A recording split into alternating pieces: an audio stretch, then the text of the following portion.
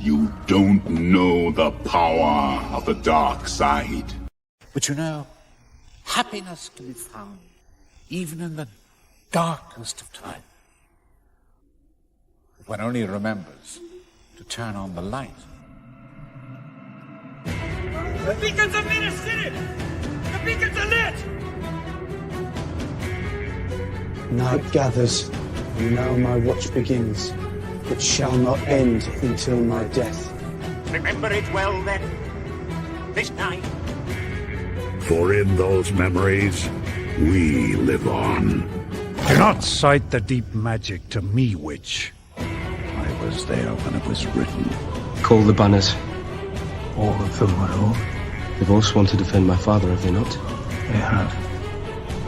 Now we see what the words are worth. But take heart. Look around you. You're not in this fight alone. We face our enemy together. And together, we will defeat them. By all that you hold dear on this good earth, I bid you stand! Men of the West!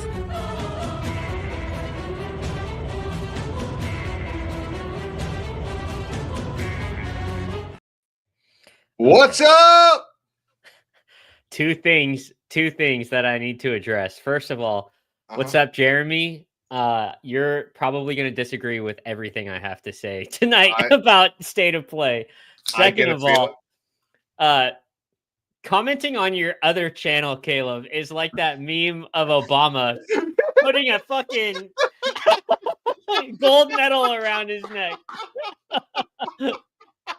It is. I know. You might have well have said this channel's great.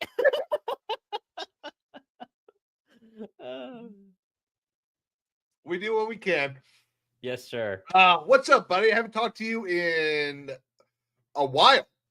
Yes, on stream. Yes. Yes. We talk quite a bit, but yeah, you're right. It's been a bit. I've been busy with work. You've been launching that channel I was giving you shit for, but in fact, I've noticed a fair amount of increase in passion, which is admirable because I can tell that you're really into it, and I've been giving you been throwing little different things at you that I think you'd be interested in.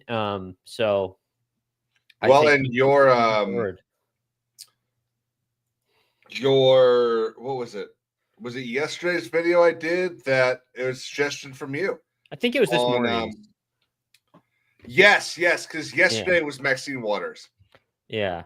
Yes. Which, if you're ever curious about thumbnails, you put a corrupt politician behind prison bars. Woo! Did that video do well? Oh, it was like petering along until about 2 a.m. Mm-hmm. I don't know who woke up at 2 a.m., but they were just like, you know what? Fuck it, let's watch it. It was at like 90 throughout most of the day yesterday. It's 6:47 right now. Oh wow, that's good, man. But it's also current. It's a current event. Yeah, you know. Yeah, so it's also the thing that's kind of nice about these is that these kind of are cyclical. So every single time a judge does something, my videos about judges get a bump because they get put back into the algorithm. So it's kind of funny. But that's not what we're here to talk about. We're here to talk about the state of Hollywood video games and television. More specifically, PlayStation's state of play today that just ended about an hour ago, and from what I'm hearing, was pretty shit. Well, you're hearing that from me. Jeremy had some positive I did scroll through Twitter a little bit. Okay. And they got some words. Well, and then also over my Discord, a couple of them were saying too that they were not pleased overall. You know, obviously we got a few good nuggets. Well, for me, one, which was the Bond, but you know, we'll get to that. Well, if some of the images that I saw are actual images, we will definitely get to it, and I will rant. So I guess unless you any big stuff you want to hit real quick. No, it's not. I will say though, I was typing in the private chat. it is a little laggy. I don't know if that's on my end or yours. I don't know. Laggy in what sense? Like yeah, you're like shifting. So and I haven't seen it on my end. Okay. So it might be your end, chat. If it is the stream, let us know. It's probably my end because I have the stream pulled up and you look fine. So excellent. I'll just deal with it. It's all good. Continue forward, my good sir. Let's go. Okay, so here we are. Without further ado, and we're not gonna listen to these stupid people talk. I assume there's still a bunch of chatting in this whole thing. But we'll watch the trailer and then kind of like how we usually do, and then pause it and talk about it. So, what do they start with? See, this is what I'm saying. Like for me, I'll be totally honest. I just didn't even care about any of the games up until I'm just not into that style of game. Yeah. I've had a similar complaint with most of these state of plays, game showcases, all that stuff. What's up, Marianne? What is up, Agent Orange? Where they just constantly throw out, one or two games that are of any interest to me, and then they fill the rest of the showcases with side scrollers or Japanese RPGs.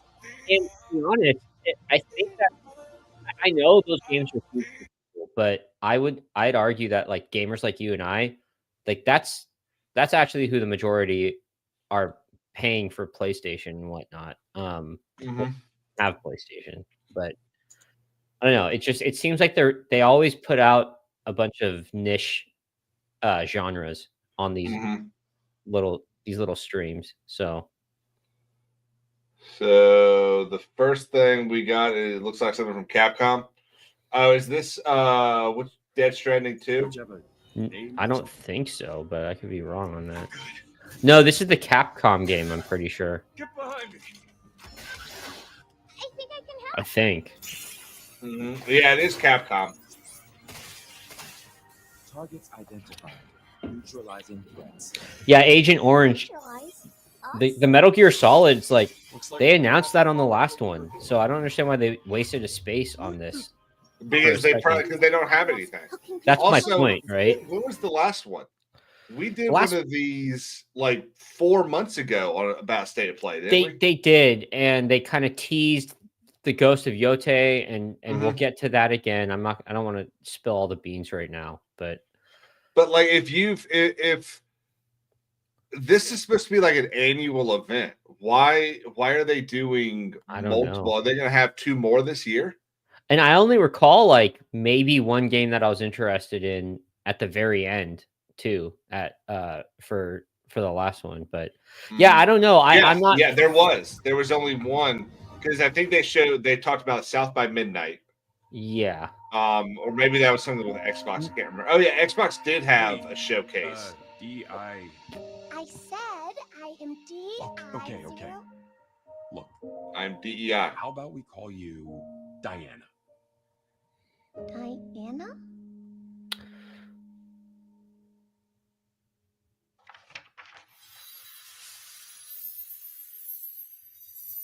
Yeah, Jeremy, it does look cool. The design looks cool. I just don't know if I would end up buying the game. I agree. It looks good. The problem is all I saw was futuristic BioShock. Yeah, and like the space aspect kind of like is intriguing, where you're on some sort of a base. But again, why put it in space if I can't fly around? You might be able to. It's the teaser at best. Yeah, it's just not catching my eye, really. Pragmata. Yeah. Okay. And does this armor look familiar? What am I thinking of? Oh, Not Titanfall, really. Right? Doesn't it kind of look like the Titanfall shit?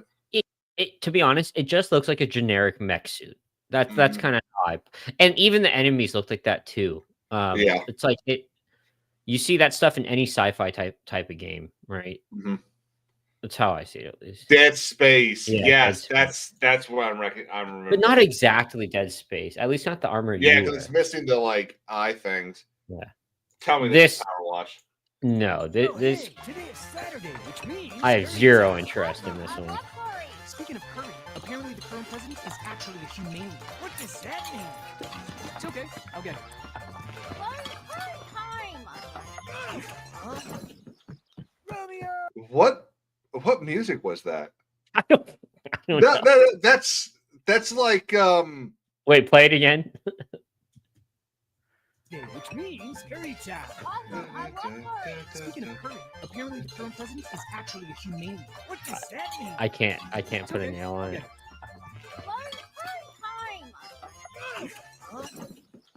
Romeo!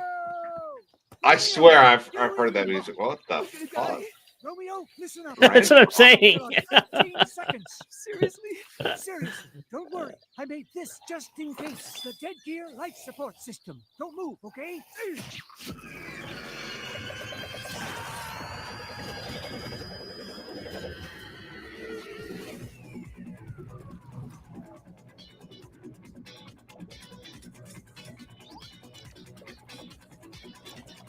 Pilgrim, fuck you. I know, for real. Wait, that's pretty lame. He's a guy. He doesn't count as a DEI hire. I'm timing him out. Feel free. For 10 seconds.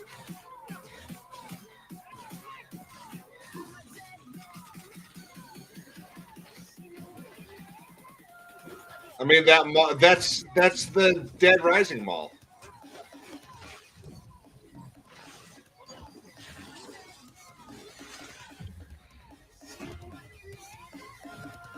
I don't know. I'm just not into this over-the-top style, like... Yeah, over-the-top Japanese style games. I'm just really not into that type of stuff.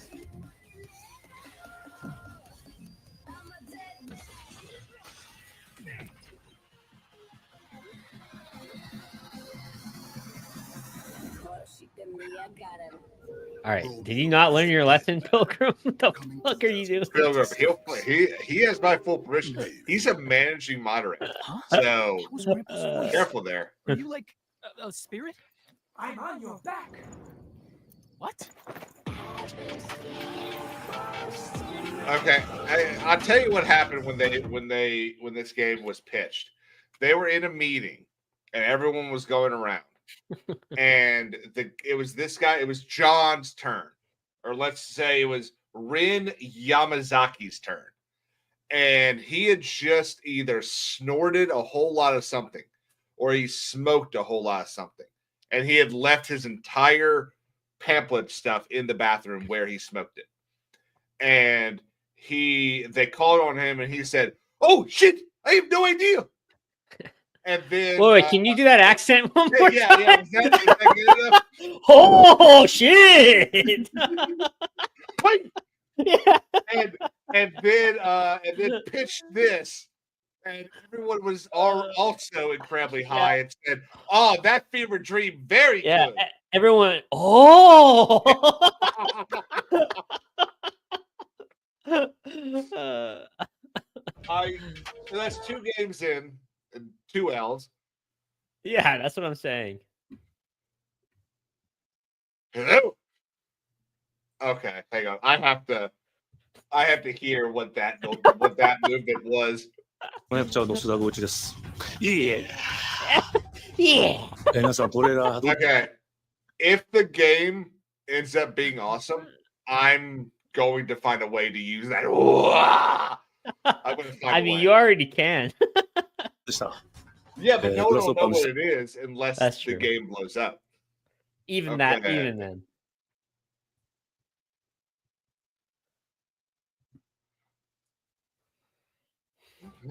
Next one. サクコ、どこ行くの？こっち通るの珍しいね。今は誰かと喋りたくて。私も後から行くね。うん。じゃあね。裏切り者。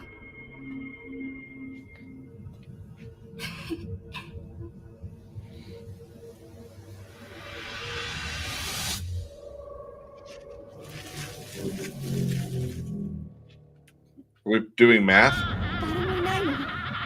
足の悪いおばあちゃんまでいないなんてこんなの絶対に変。俺もいないし、気味の悪い怪物がうろつき回ってるし。いや、キラコ。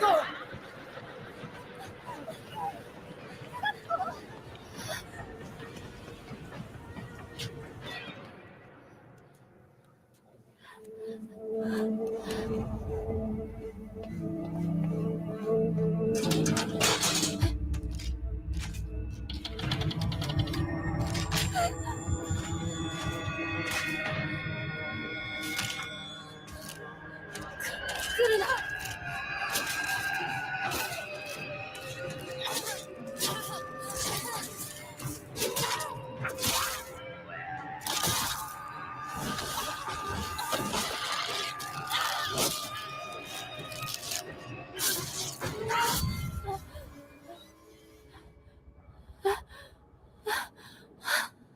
きなこ、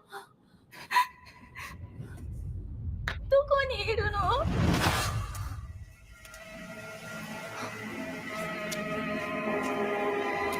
きなこはいいよね。何でも持ってる。そんなあんたがいなくなってくれるんだからせいせいする。一人は嫌だよ。寂しいよ。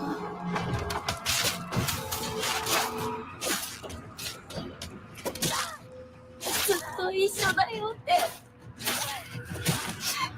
束したよね。暗いのは嫌。一人ぼっちは嫌。さあ、ここ。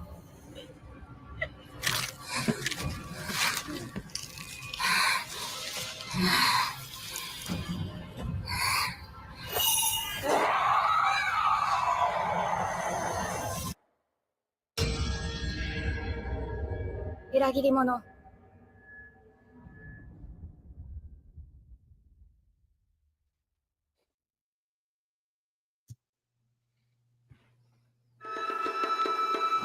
Yeah, not it's so just not. I'm not sleeping tonight. The fuck was that? Well, I mean, those are horror games are pretty common these days. Yeah, It's just not my cup of tea. I'm sure like it's not mine at all. There were aspects of the game for just gaming itself, like I'd say the graphics, the set design, and even the directing of those shots were pretty good. But ultimately, I'm just not interested in that. But yeah, I'll tell you. The one thing I would have done, they didn't really do it on this one. But I might not have used with Asians as the characters. I might not have used the mathematical F. Oh, I see what you're saying. Yeah, I might have used something else. Just we don't want to do stereotypes. I mean, I'm pretty sure this game. I'm confident in saying that this game was made by Japanese people. Oh, I am too. Yep. Mm-hmm. Nothing, no harm. I mean, it's like a certain certain group of people using a certain word. Like what word would that be? I don't know. Greg Pilgrim might. No, I should have said it. I was an idiot. I was going to leave it there, but yeah, then I was an idiot. I mean, I think this game is going to do huge numbers. It's going to make Sony a lot. Fucking hell, Pilgrim. It's going to make Sony a lot of money, but unless the Unreal Engine haters start making comments about it. Yeah. A lot of people hate okay, Unreal Engine. Can we pause on the stream for a second? Yeah. I don't understand the Unreal Engine haters. I really don't understand that. I don't either. I don't get it. I don't. It's a great. I don't understand why people don't like Unreal Engine. Yeah. I don't understand what the pros and cons of using it is. I know it's more like widely user friendly. The only thing I could think of is that developers who utilize it screw up with the release of their games, and so then they blame the engine that they're using for it. So like if your frame rates are off, right, and or if you're a PC player and this game was made on Unreal Engine but released on console and it doesn't run properly on PC, and you have to go and make all these adjustments in your settings to be able to play the game. That's the only reason why I could come down or come up with a reason why you would dislike Unreal Engine. But it's just an engine. So whatever product comes out of that engine is on whoever's developing that product. Am I incorrect on that? Because I feel I think that's right there. I think a lot of what you see criticism on in gaming journalism or on X or on YouTube and stuff like that is people who do not enjoy the fact that the majority of video games are made based on one of the consoles and then ported to PC. And so that because they're not made for PC players who are the vast majority of players. So I don't understand why. I mean, Steam alone has more active users than both consoles. Right. So I don't understand why they don't base everything on. Well, actually, I do, because there's too many different types of computers. Exactly. I was going to say the same thing. 1060s, 2030s, 3080s, 40, 50. But that's what I'm saying. And that's why you have delayed releases for PC because they need to go through and fine tune everything. It takes way too long, and then you get, when it comes down to company, you get funding and you get a budget, and then you build the game, right? Typically, that's kind of how I think it goes down. And they have a hard, quote unquote, a hard release date that they need to meet. Obviously, delays happen, right? But they're not going to hold up the majority of that business because of PC gaming. Again, it brings back to the point I said previously. What does that have to do with Unreal Engine? Exactly. Yeah. And I see rhetoric out there on the internet, like, Unreal Engine's trash, or it sucks, or they always throw shade at Unreal Engine. I just don't understand it. I think it's just simply based on that it's the common denominator, and people want to have something to blame. Yeah, that's fair. That's probably what it is. The 16th century, cool. The castle has been sighted again. The church's orders are absolute. These human sacrifices must be stopped. We will track the ethereal side-scrolling Japanese break RPG. Its gates, and exterminate the creatures that dwell within. The demon lord himself will fall by our hand. This mission will test the limits of your courage. You will face horrors beyond your darkest imaginings. Beasts that defy reason. Creatures born of pure darkness.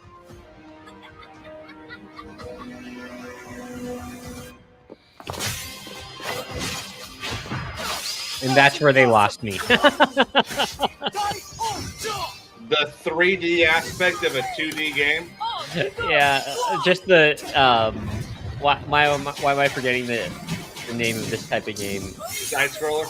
Yeah, side scroller.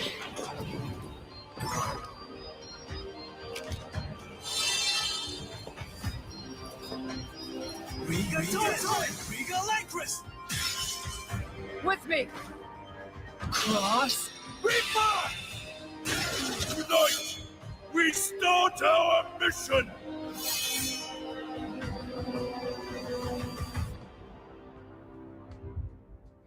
So that, okay.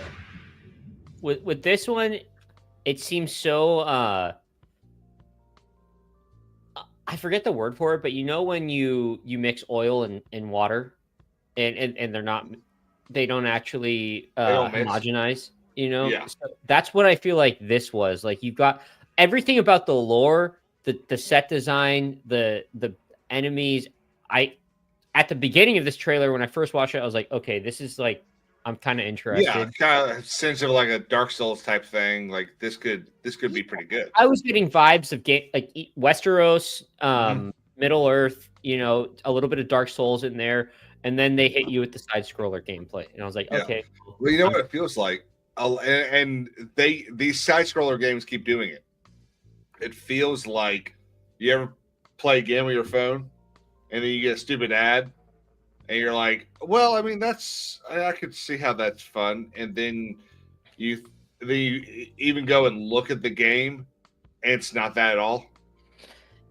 I don't know, but I do get what you're saying. Like, I haven't personally experienced that, but I do get what you're saying. It's just that's a lot of what these side scrollers do.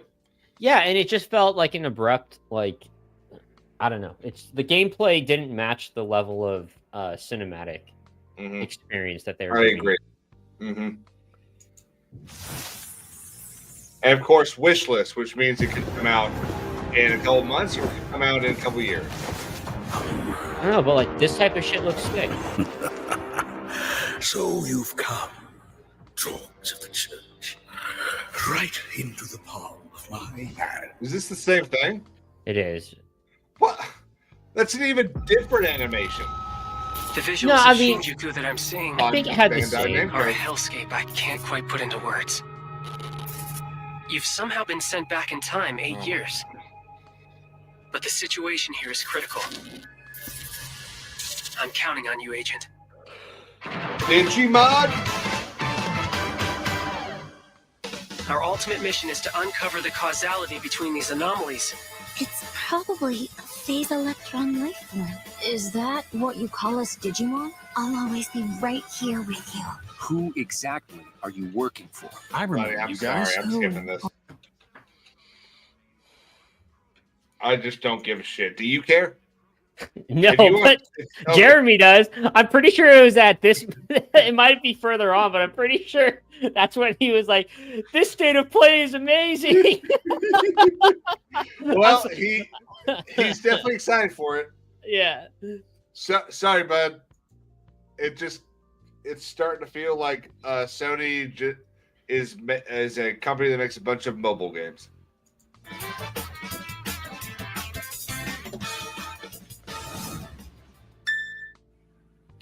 And Jeremy, I'm just giving you shit, dude. Like, I know we have different interests in gaming.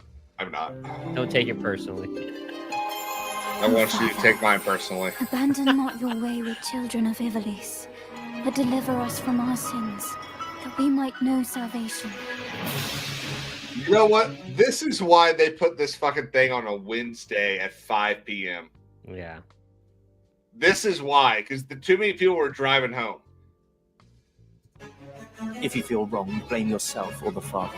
Why do you fight? Why walk this path of subterfuge and conflict?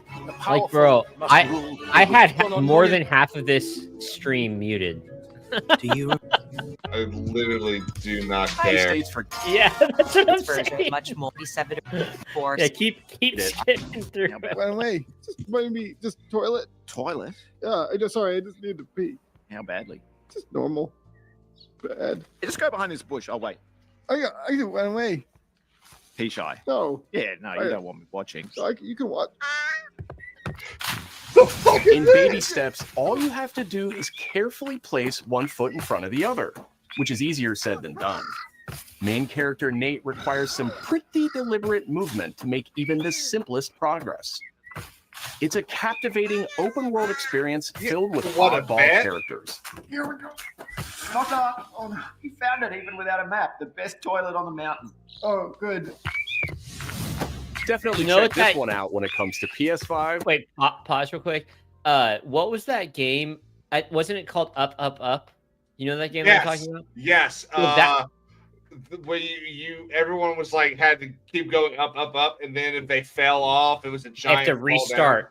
Yeah. So I think this game will turn into a situation like that, where all the big streamers like Tim the Tatman, Dr. Disrespect, all of them are gonna, I feel like, end up making streams on this, and that's what it seems like. And then, of course, X-Wing and Dr. Wisrespect. Dr. Wisrespect. No comment. Still the funniest thing I've seen on the stream. Yeah, that might be one of the funniest things. Oh, so you didn't make that up? I thought you made that up. No, I did not. I did not make that up. Oh God, dude, you would never hear the end of that from me if that had been my joke. Yeah, I'm sure. That's very clever. Yeah. On September 8th.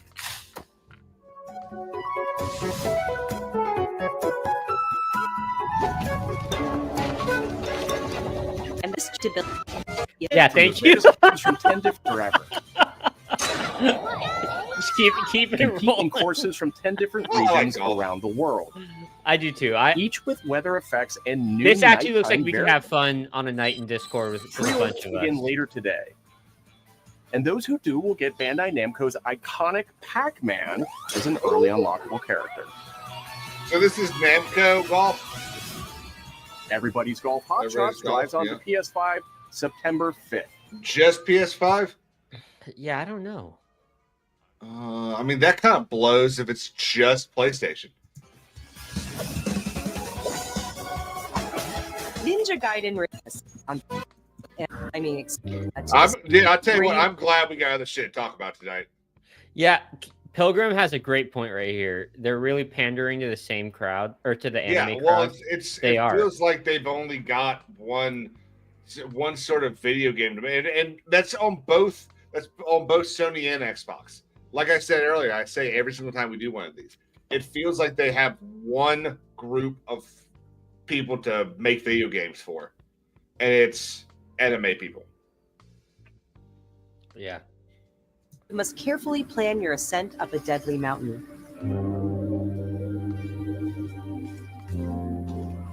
Manage Honestly, balance this and looks like stamina something to I might discover get. secrets. Hey! Hey, wait for me! Encounter other climbers. I'm Marco. Nice to meet you. And survive the harsh conditions of the climb.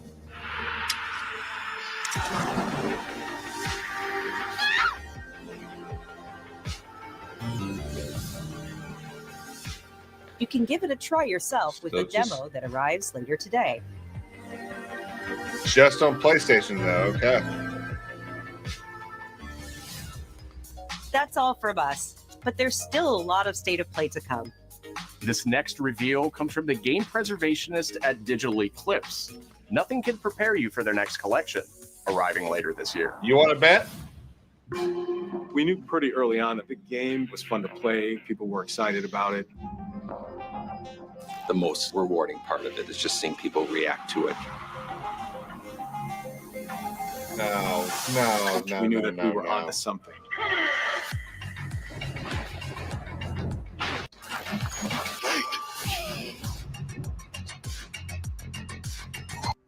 So instead of State of Play, they should have just called this State of Retro. Yeah, I mean, no, because not all the game. This and the Metal Gear Solid is This Metal Gear Solid, Digimon.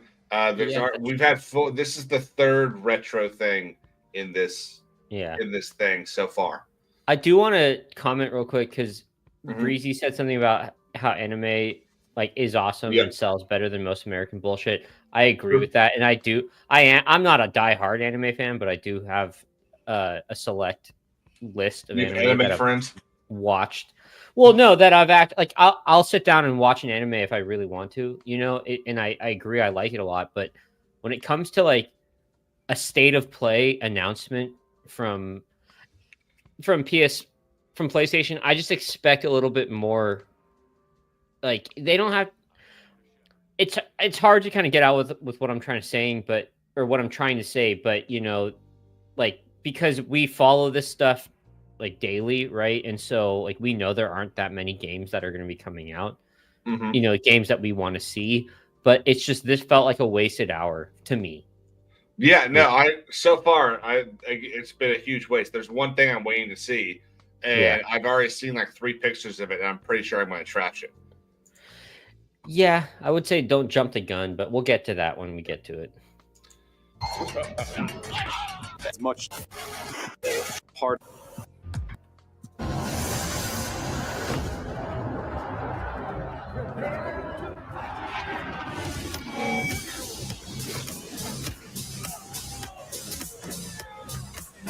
Is this hardware?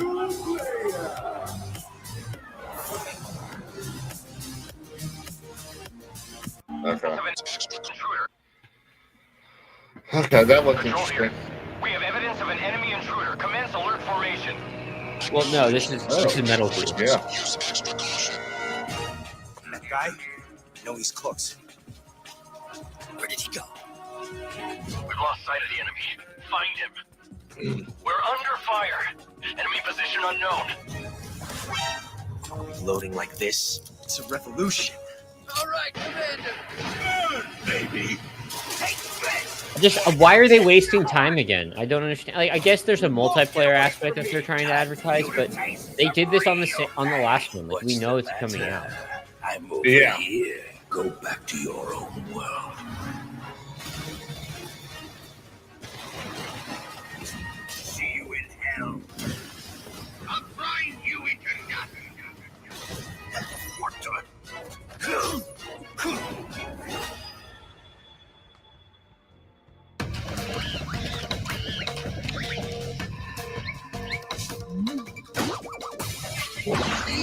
Gotcha. Gotcha.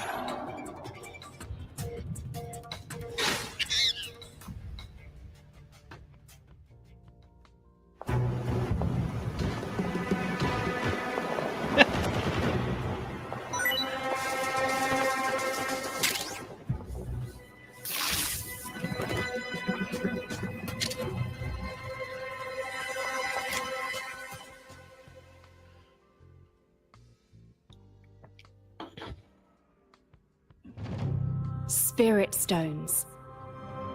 Shining stones imbued with humankind's never-ending dreams. Okay, this is intriguing. Since time immemorial, this power has been the impetus for human wars.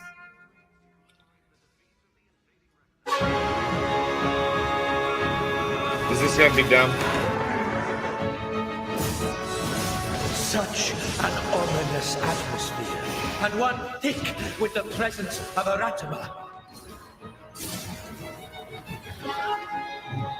No, just another Japanese Dark Souls-like game. Yeah. Yeah, I tell you what, they spit this out more than what makes a shogun. The fucking Here is Kim my Kardashian answer. gets married.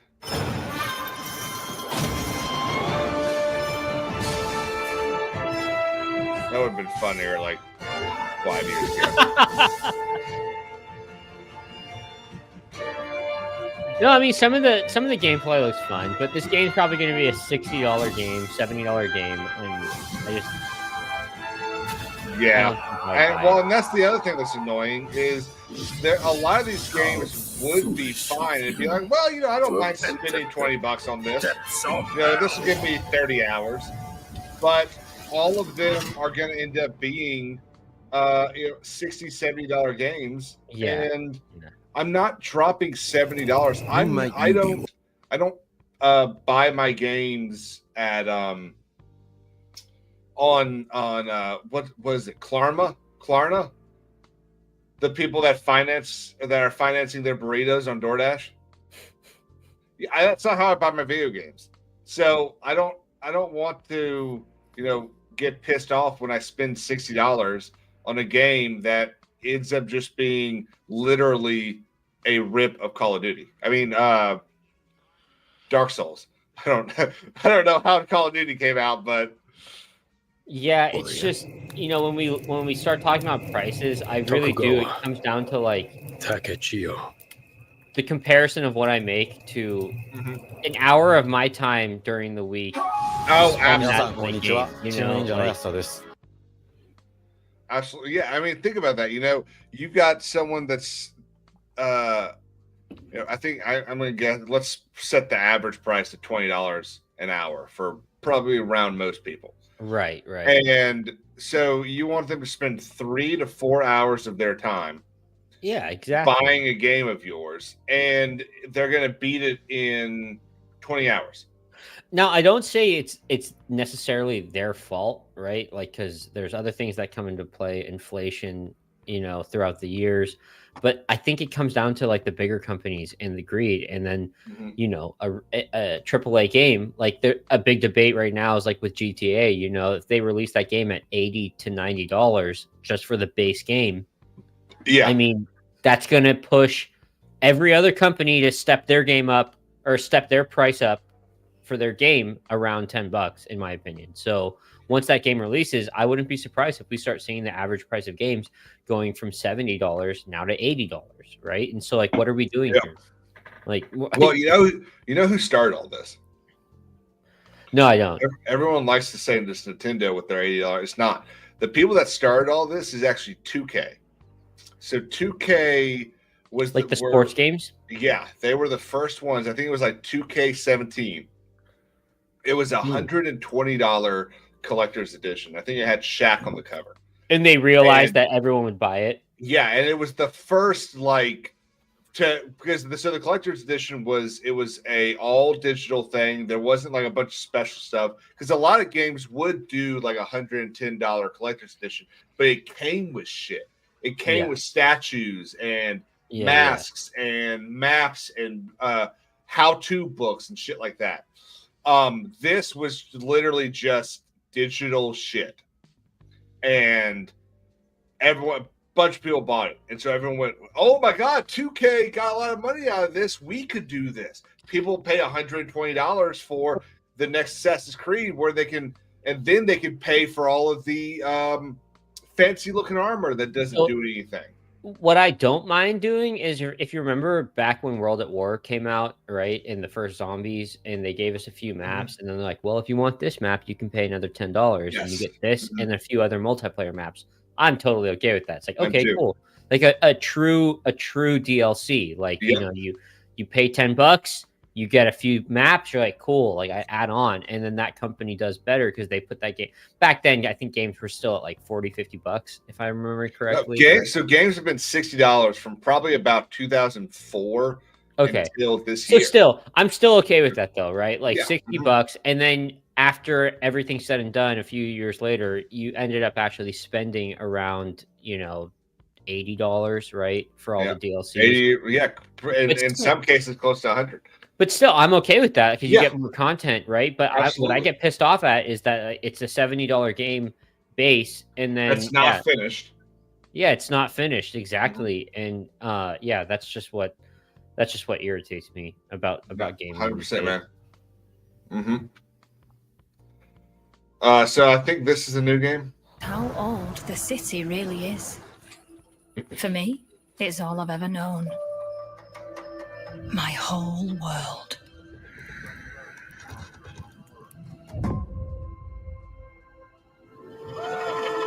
I was raised in this city's shadow. Free to take whatever I need. Oh, this is a VR game. I mean, do we yeah, I mean, we don't.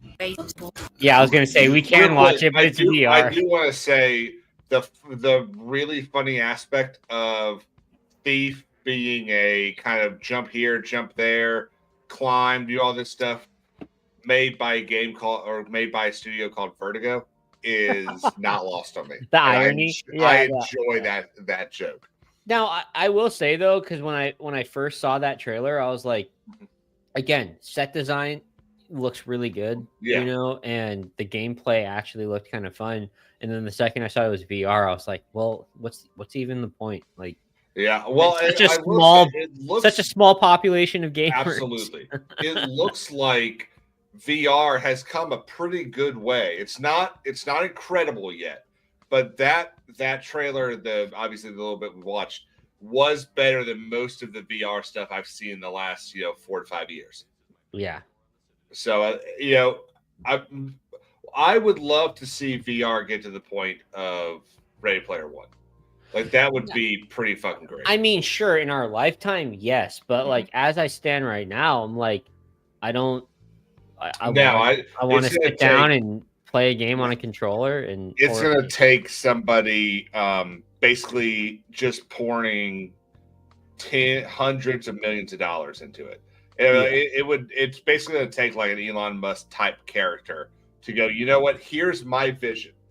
I'm going to make the Omega or whatever he called it. Yeah. And I'm not going to do what that dumbass reptilian out in California did with the metaverse. This is going to be like an actual, when you buy the headset, you're gonna get the omnidirectional pad and all that shit. Like the and the thing that you like hook yourself into. Like this, I want real VR. Yeah. And I think we're quite a while from that. Sorry to do this. Can you give me 30 Absolutely. seconds to grab a beer? Absolutely. Yeah. Cheers, Bo. So we're gonna sit here in extremely awkward silence, and I'm just gonna stare at the camera. No, I'm kidding. So I have started watching Mobland, and it's funny. So I thought I paused Paramount because I just wasn't using it. So I wanted to wait till Mobland was finished to watch it, and I realized, well, I'm not using it. I'll just I'll save $30 the next 2 months, and I'll wait for Mobland to finish. Because there was a bunch of other stuff I was watching on Amazon. So I'm sitting there, and and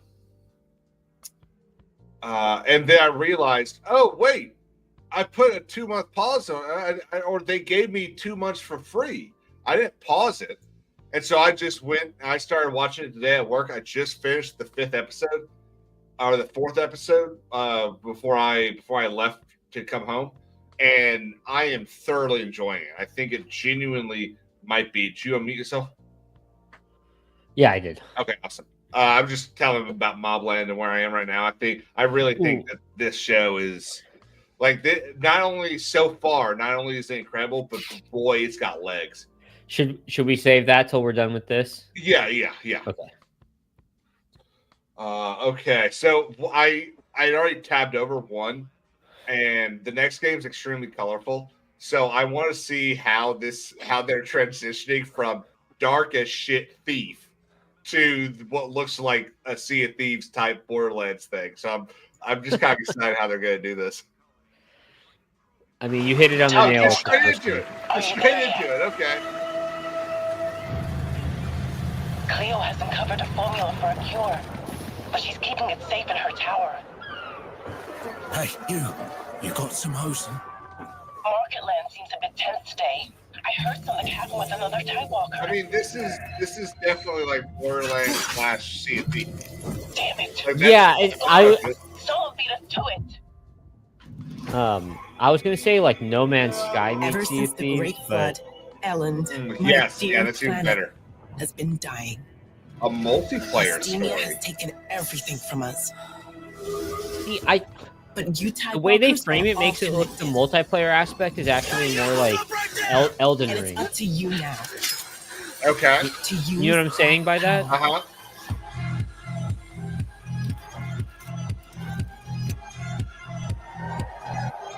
Marauders, this is our new recruit. Please, help me. It also has some cyberpunk in there too. Tidewalkers. Will you help us? Half black woman and it's woke. Now this is intriguing. Like, look, this has been the most intriguing thing they've displayed. I don't think I would buy this, but if someone I trusted told me, dude, it's worth, $20-$30, I'd wait for it to go on sale. Yeah, and I'm gonna be honest, just by the looks of it, if they try to charge you a full price, $70, I'd immediately be like, nah, I'm good. Yeah.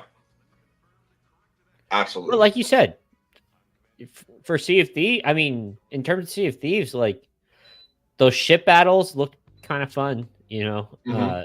So who knows? Well, and I think there's one. Yeah, I think the next thing.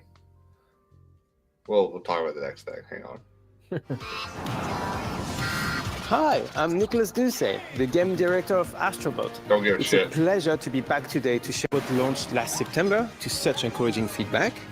Even receiving a few honors we are truly grateful for. In October, we added 5 this year. All of which the Astrobots get shit. Who cares? Atsu, surprise, and like all of those. I don't think I know anyone that actually played Astrobot, and it won fucking Game of the Year. And Pilgrim's right; he looks like a serial killer. The rest of the show.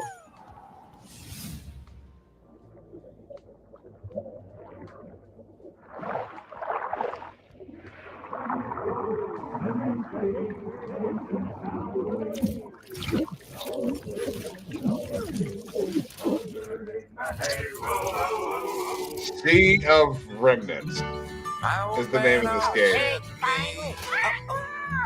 He told me to get a ship. Then it hit me all so clear. No old man just got a ship. Memories go, memories stay, chasing the sound of the wave. It always sways, it always strays, standing on the beach all day. Whoa, whoa, whoa, whoa.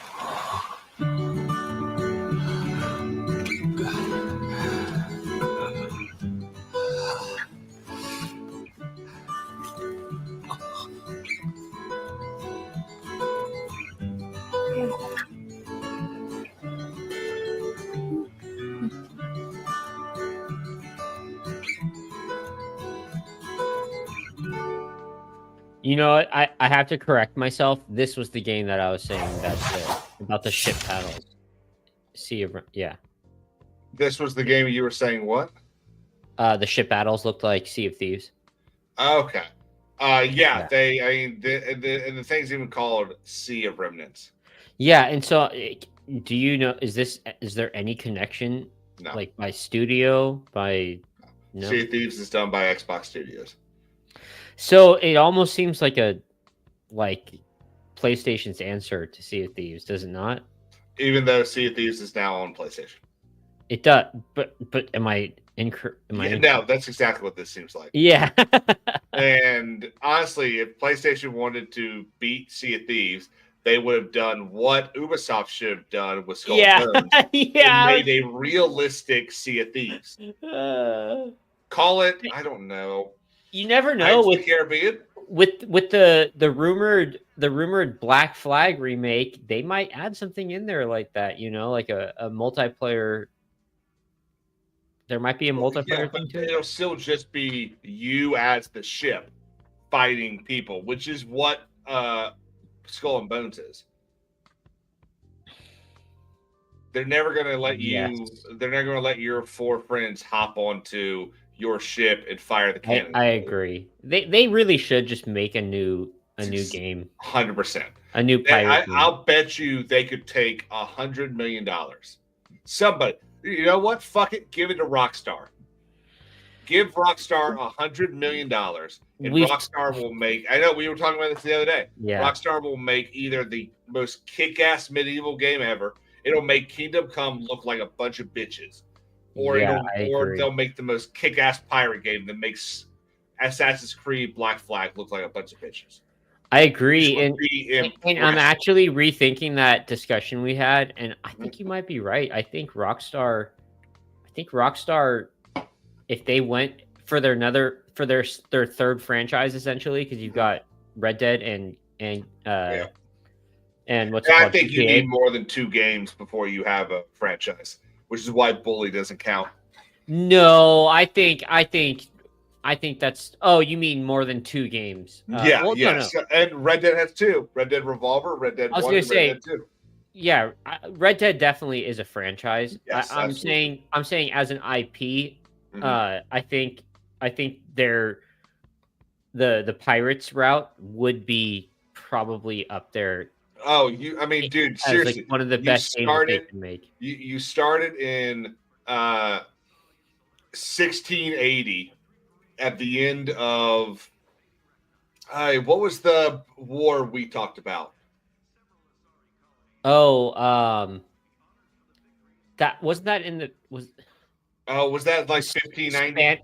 Yeah, I was gonna say it was in the Okay, 1500s. yeah, but it okay. was the Spaniards versus. Yeah, it was like War for the Spanish. Yeah, it was England and Spanish. I'm pretty sure. Was it not? I think. Was it the war with the Spanish Armada? I honestly want to say yes, but this was like a year ago. So you started in like 1680 during the war before this War for the Spanish Succession, which was the very early 1700s, and then you have him. That's the first game. He's or you do during the War of the Spanish Succession. Fuck it. And so the first game is you're a fucking privateer doing whatever the campaign is, whatever the story is. The second game, you become a pirate. And the third game, you remain a pirate, and maybe you die at the end of the third game. And story-wise, I'll say, like, Rockstar is known for jumping around in the same franchise, right? So, you do have John Marston being kind of the North Star in Rockstar, but you don't play as him in the second game, so they can do something like that.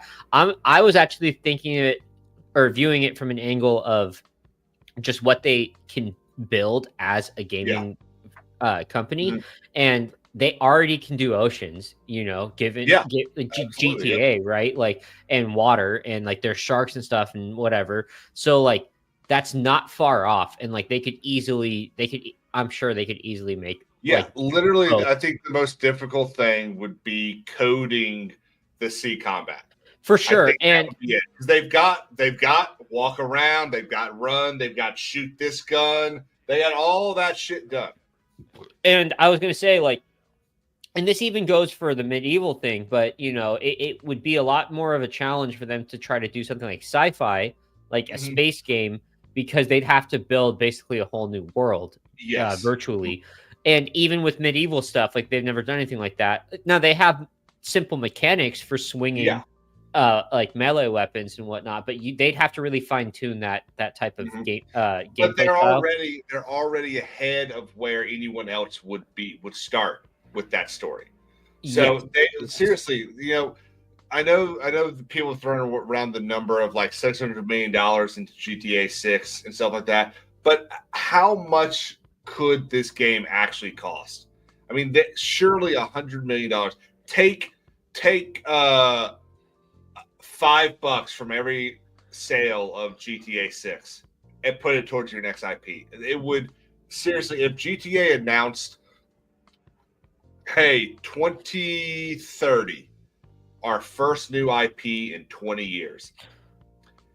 ESO who? Well, also you have to consider too, I feel like the majority of these budgets come from manpower, right? Because these games take like 8 years to make. Yeah. Like they've pretty much run that's how they do pretty much every single one of their games is they take. But do you think they've spent 8 years coding GTA 6? Or do you I don't think it's just coding though. It's also design, right? Like you have to sit there because I'm no master in any way. In fact, you've done a little bit with Unreal. That's what I'm saying. Like I know I do have a surface level idea of like how to build stuff in Unreal Engine, and like you have to they have multiple teams building. Like I'm sure the way they do is they separate, like you guys are working on all of the aesthetics of like the forestry, or like I would assume that what you do is did you ever do Halo Forge? No. So it's map building basically. So I would assume how it's done is you basically design every item, and then you have people that get together and kind of go, okay, it's going to go here, here, here, here, here. Then we're going to bring this big building, we're going to take that, and we're going to shrink it down and put it here. Yes. And where I was going with it though is like I'm viewing it kind of like how you would build like a construction site, right? And you have different teams of people doing different things at the same time You know something about that? simultaneously, so that they, huh? I said, do you know something about that? A little bit, yeah. But that's kind of what I'm saying though, is that and plus like my dad and my brother, they're software engineers, so I do have also kind of a surface level idea of how they do things with coding, right? And building a website. So what I'm thinking is like there's got to be it's got to be pretty similar to where you've got different teams of people within because they use their own engine actually. Rockstar does. Yeah. And so they 100% they probably have already like codes, not necessarily. The coding aspect is probably more in the function, like the player functions, right? Like the different people walking around, like how they build what makes it look like a functioning city. Like that's probably where the coding comes from. But everything else is like design, right? Like you need to make like how the shirt looks, right? And then also, how the weapons look, all that other stuff. Like they're not going to just have one team doing everything, right? They're going to have someone making sure all the rocks look realistic, making sure all the cars look realistic. Then you've got effects, right? Like, so like, that's what I'm saying. I really do think a lot of these games, they take 6 to 10 years to make because they have 5 different teams working on different things and have multiple tasks that they need to carry out through that, roughly 3/4 of a decade. And then at the end, they probably have like a team of executives that kind of build the finished product together, right? Like using all of the software that they've put together. That's kind of how I think I envision it. I'm not saying that I'm correct, but I think I'm pretty close as to how it's being done. So when Rockstar makes a game, do you think they contract any of that out? Personally, so no. By Take-Two. Huh? So Rockstar is owned by Take-Two. And Rockstar has, according to LinkedIn, somewhere between 1,001 and 5,000 employees, which is quite a difference. And Take-Two has just under 13,000. So I'm wondering if, because we know they've been working on GTA Online, putting out new content as late as I think last summer. So at what point, I imagine the percentage of employees working on GTA 5 / GTA Online basically kind of looked like a bar graph or a line graph of up. And then at some point, the amount working on GTA 6 went above the amount still working on GTA 5. I'll preface it by saying Take-Two, just because Take-Two owns it doesn't mean that Take-Two employees are necessarily right. So what I'm saying though is, do you think that Rockstar spends most of their employees' time working on new stuff coming out, or do you and then says, okay, Take-Two, part of your job of owning us is going to be maintaining what we've already put out? Yeah, that I think the latter personally, and I would say that. Yeah, I would say that like. So again, I'm going to try to connect it to what I understand. Like I work in electrical, and we're doing high and medium voltage, and the low voltage stuff. We actually own 2 other companies, one for fire alarm, one for actual low voltage, like network wiring. So technically they're a subcontractor, but every time we have a big job, we basically get internally, we get quotes from from those 2 other companies to give us a number, and then we plug that into our overall price that we're going to then charge the customer for, right? I think there might be something similar going on with that, right?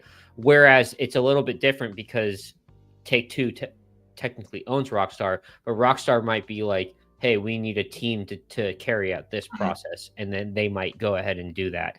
Yeah. And the way I'm kind of viewing it with new IPs is that you've got 80% of your team at Rockstar working on GTA 6, and then on the back burner, you might not be ready to hire like actors and voice actors. You might have a team already working on Red Dead Redemption 3, you know, and they might be starting to build the world, right? And they're building, like, they have one team that's out there starting to kind of get the connective materials together, so to speak, right? Like in virtually, like in their engine, they're starting to build that world out and then building a storyboard. Huh? I imagine they probably write the game first, because if you don't know where it's set and stuff like that, you don't know what stuff to build. But that's my point, because we've had this discussion before, and you're like, oh, well, there's no casting calls or anything like that. I doubt they're working on it. And in my opinion, I believe that they are doing everything else they can to speed up that process. That's a really stupid opinion. I had that opinion. Yeah, but this was like, dude, this was like six months ago. Like, yeah, it was a while ago. But I do remember us having this discussion. I'm just saying, I know for a fact, I don't know for a fact, but I do believe that they've probably started the process internally for Red Dead Redemption, because that's how you keep your business going, right? Yeah, obviously, you have teams carrying out GTA 6 and finishing it, and then the second you make that announcement, you already have, let's say, 60% of the game built when you make the announcement, right? So, yeah. Okay, let's see where else this goes. Because again, so I just saw, what I was laughing at was somebody tweeted, and this is pretty fucking funny. It's clear now why PlayStation fanboys are excited for Xbox games. Sorry, Jeremy. Yeah, I was just gonna say.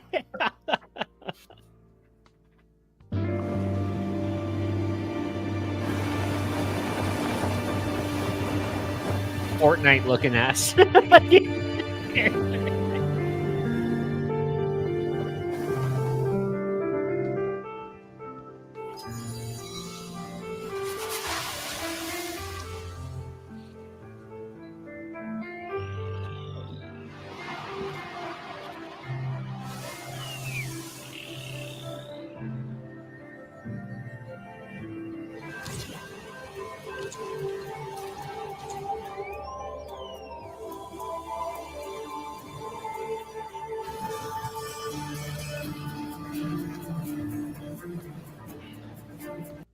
Did you ever have a TiVo or a DVR growing up? Yeah, I had TiVo.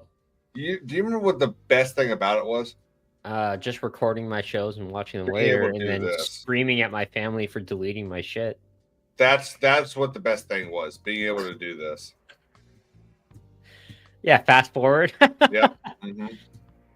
That's what I'm saying. This state of play was the exact opposite of amazing to me. Did they giving Myst to everybody? Resident Evil 2 and Resident Evil 3 will arrive later this summer in the Classics catalog. Additionally, Myst and Riven will arrive later. Okay. There are literally tens of people super excited about this. This month, as they is expand tens of people. He watched them fall, then found his way off that mountain. He was 11 years old. He then started a grand tour of every major boarding school in Britain. Always at the top of his class. Always at odds with authority. Same thing in the Navy. His superiors all praise his instincts. And they're all in need of early retirement. Nobody knows what to do with him, Mom. No.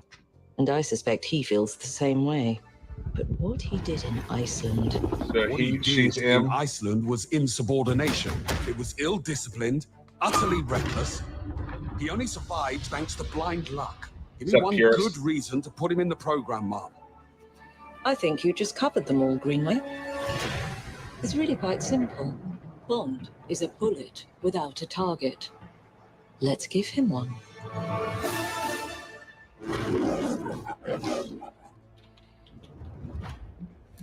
Do you have an appointment? The name's Bond. James Bond. He's with me. And you are? That money, Penny? Don't think we've had the pleasure. Now let's not get ahead of ourselves, James. Hang on. Is this this is a origin story video game? Yes. This is like a year one, like what they did with Batman. This is him coming out of the military. We're facing a situation of the utmost delicacy. I need all my pieces. Okay, hang on. With the race swapped M? No, don't care about that. Don't care about that. They're female M's. I'm good. I know. This right here, the biggest L of James Bond in general, of every single movie, is that there is one movie where we see the double O's together.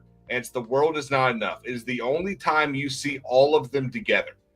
And this is cool. To me, I love this image. Yeah, I wouldn't have picked up on that.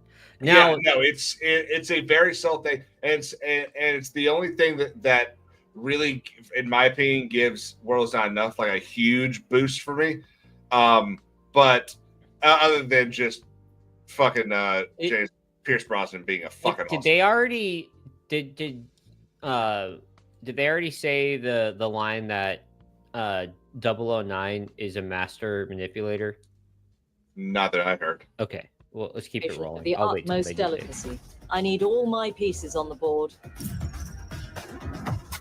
009 is a master manipulator. Okay, there it is. So my guess is that you're going up. They're going to send out, now that I know that information of what you just said, they're going to send out all the double O's and Bond to go track down 009. It's kind of what I got from that. I don't know if you... Oh, yes. Whatever the end game is, we won't see it coming. So it's over the... Is it third person or is it over the shoulder? It's hard to tell. Because that's over the shoulder, which I'm good with. I'm okay with that. If it's third person, I'm not that big a fan of that.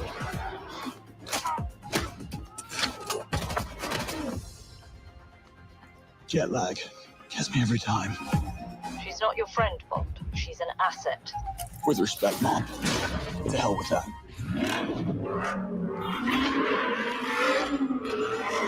And I'm wondering if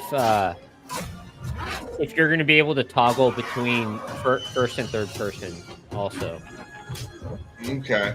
Well, tell me, what do you do, James? Lately, headhunting.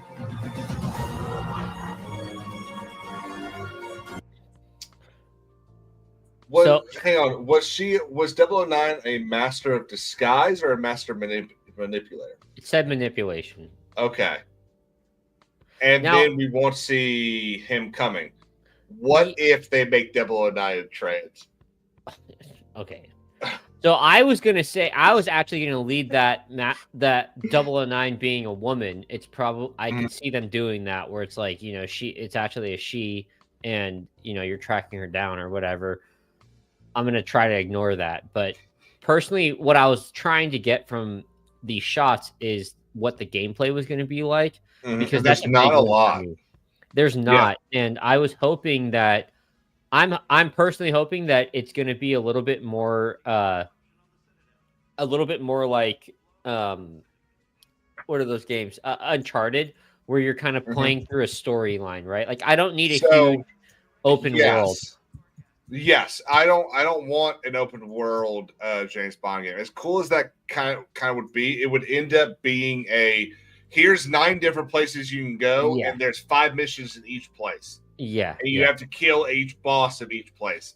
That's where it would end up being.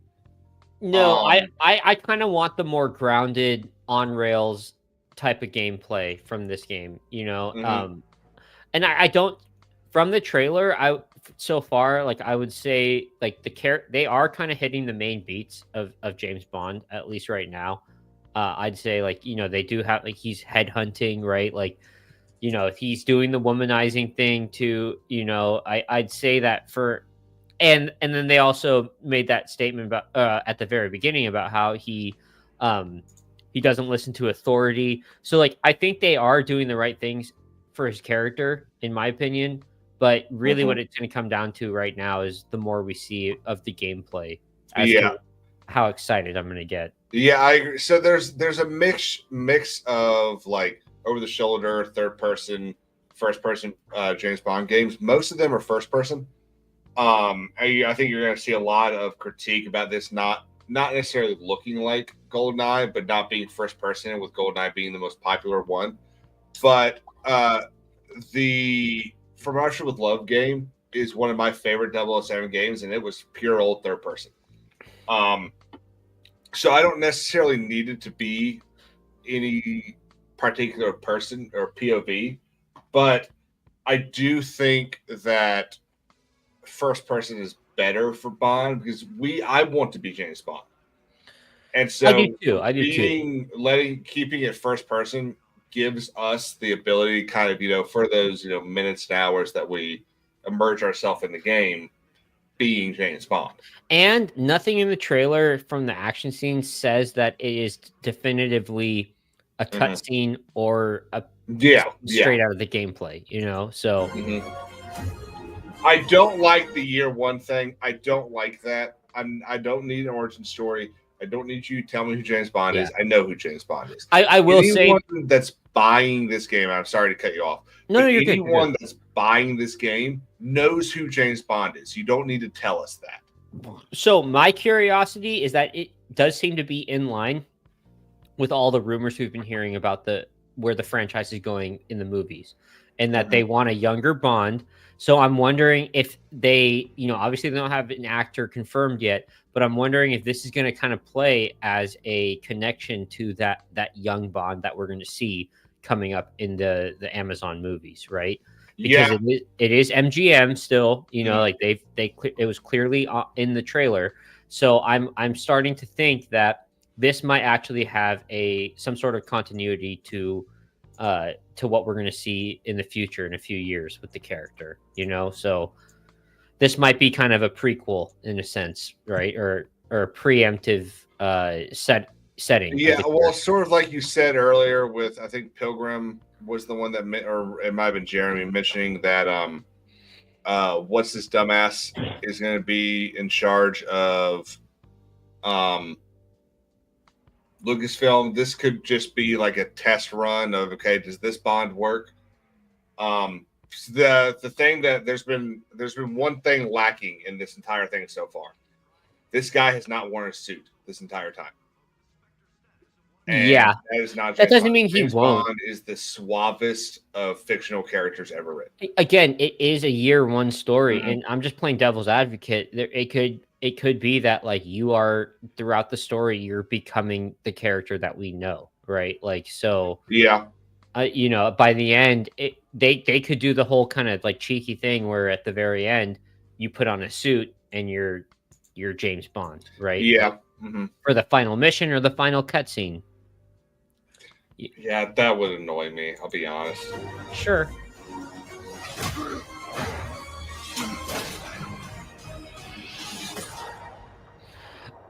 And especially ending it with that gunshot. And he looks more like Tom Cruise's character in Mission Impossible. Yeah, he does. Yeah, he looks a lot like Ethan Hunt. Ethan Hunt, yeah. I'm not as big of a Mission Impossible fan. Yeah, I you know who he actually looks kind of like? He looks like the guy that plays Hans Capon in Kingdom Come. Yeah. He actually looks a lot like that guy. And as good as the voice actor as that guy is, he's not James Bond. And there hasn't been a lot of like full-on sentences from this guy yet, but I know it's year one, but if you're gonna sell young James Bond, I think you need to do a better job than this so far. Yeah.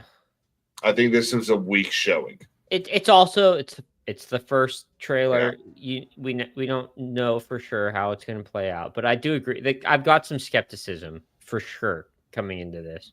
Okay, this is there's one. I think there's 3 movie references right here. You've got From Russia with Love in the boat. You've got Man with Golden Gun in the location. And then the ships remind me of another one, but I can't remember which one it is. If they didn't do it on purpose, Wow, if they did it on purpose, I'm amused.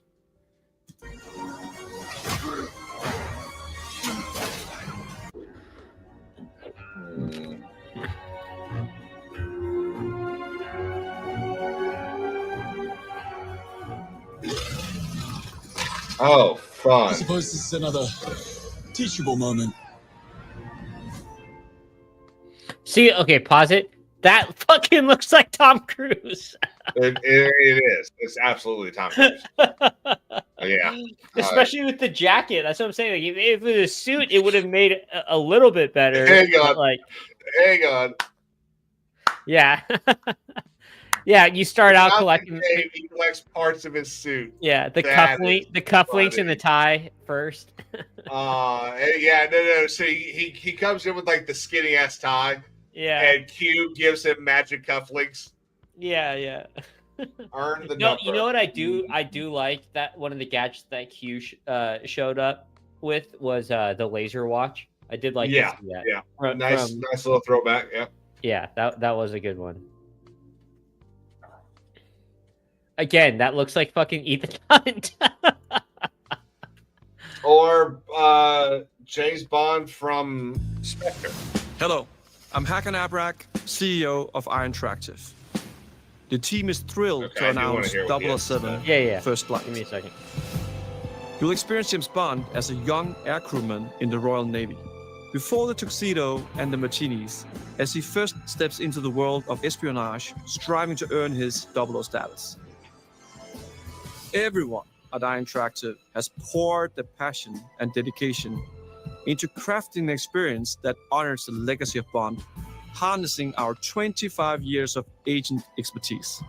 This is just the beginning of our journey with 007. My big issue with this so far, though, is IO Interactive are the people that make the Hitman games, and as you know, fun-ish as it is to kind of just play Hitman, it's not James Bond.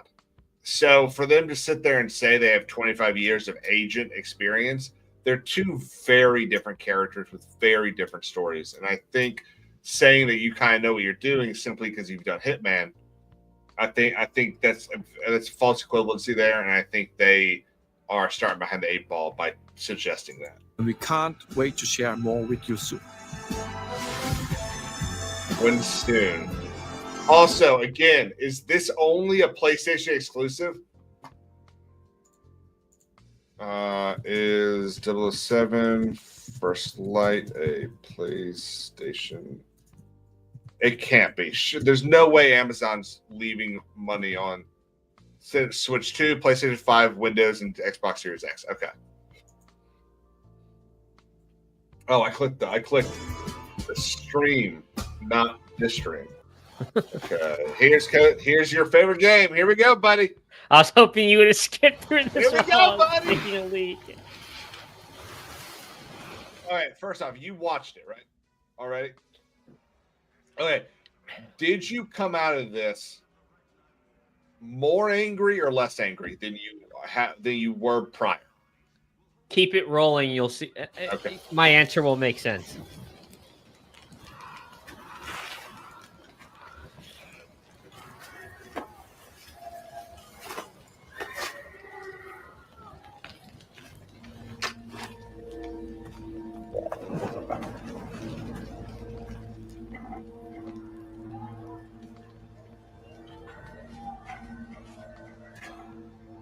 You're still with me?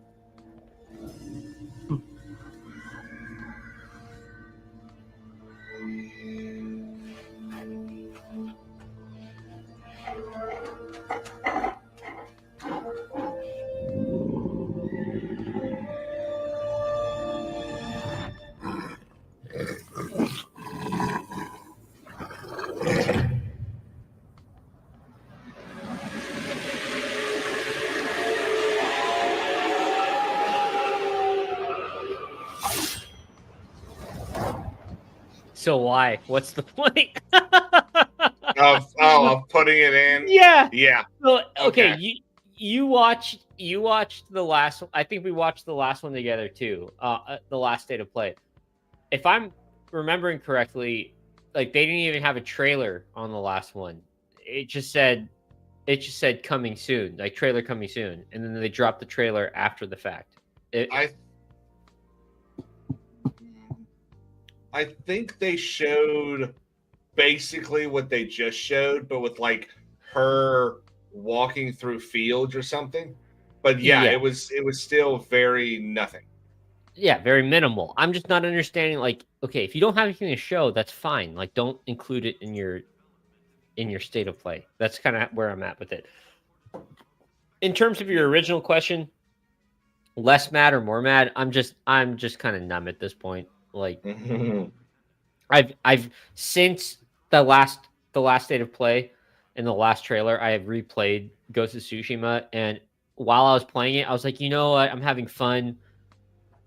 I'll try to be a little bit more open to the idea of this. And then I finished the game, and the way it finished, the way it finishes, it gets me angry every single time. I'm like, yeah, I just don't understand. And I was talking to one of my other buddies, and he was like, he's like, I've accepted the fact that we're not going to get Jin, and I just want to see what they do with this game.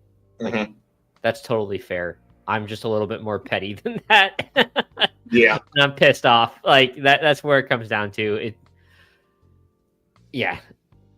I could keep ranting, but you guys have all heard it already. So the last thing is just this Marvel thing. I heard about this. 自由のために戦う。さあ、お手並み拝見といこう。君のことは親友だと思っているが、やるしかないようだな。ビブラニウムのシールドだけでは私のアーマーには勝てないぞ。よし、本気でやるぞ。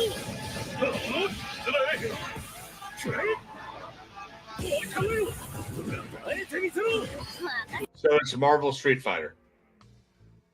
Yeah, I'm not. I don't care about this game. Yeah, I don't care. And honestly, I didn't like the designs either that they had for Iron. Yeah, the jacket he looks like Gundam, and then also same with exactly like Gundam. And then same with what's his name? Star-Lord. Same thing. Like they gave him that like fucking Gundam mask. Unibrow? Yeah. Yeah, I am. So there were, 10, 12 things in here, and I didn't give a shit about any of it. Yeah. Bond, I don't think I saw enough yet to know whether or No, not. I'm not saying I care about it. It's enough for me to be like, that's the only one that I'm keeping my eye on. Mm-hmm. Yeah. Everything else, we can't all be Jeremy. Can't all be weebs. I don't want to give Jeremy too much shit because I already do that. I feel like. So Mobland. Yes. Mobland. So I'm through season 4 or episode 4.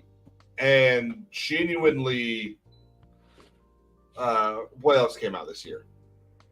The rest of 1923. I think it's better than 1923.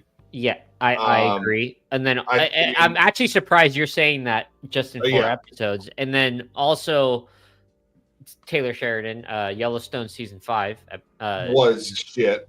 Exactly.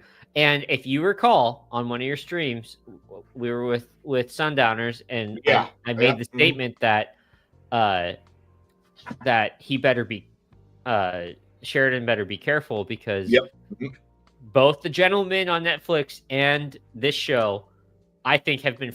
They're both Guy Ritchie, right? Yeah, they're both Guy Ritchie So originals. This is a Guy Ritchie. Here's the thing.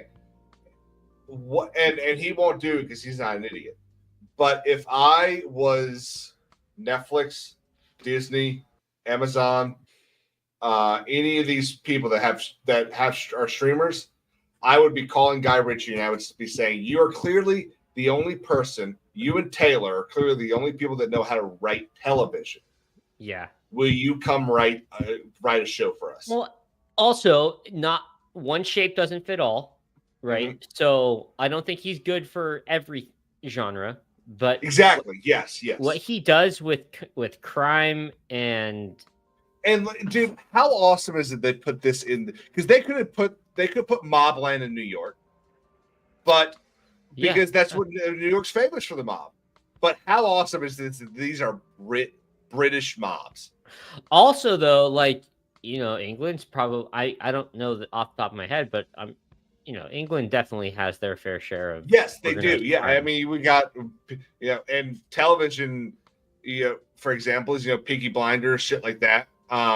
In sort of a way, the Boardwalk Empires, even though it's not British, with it being like 1920s New York, it sort of, in my opinion, kind of feels British.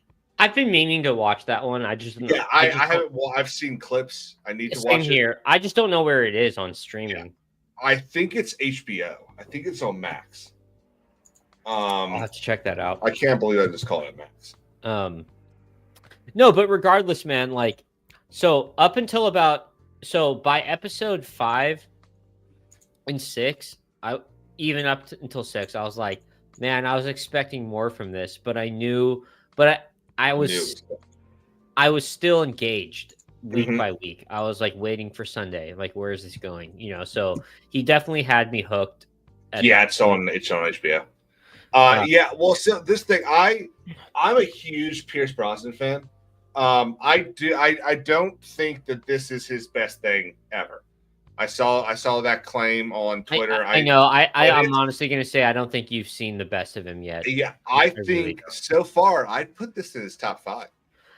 I think it's really good. You could be stubborn and just not agree, but I'm pretty sure by the end of the season you're going to at least bump that up a little bit more. Yeah. I do think that, because really, like, you don't really see. I will say there are a couple things I would have done differently so far, at least. I would have killed the best friend later. I feel like and if I had killed him if I had killed Archie early like they did, I would have had.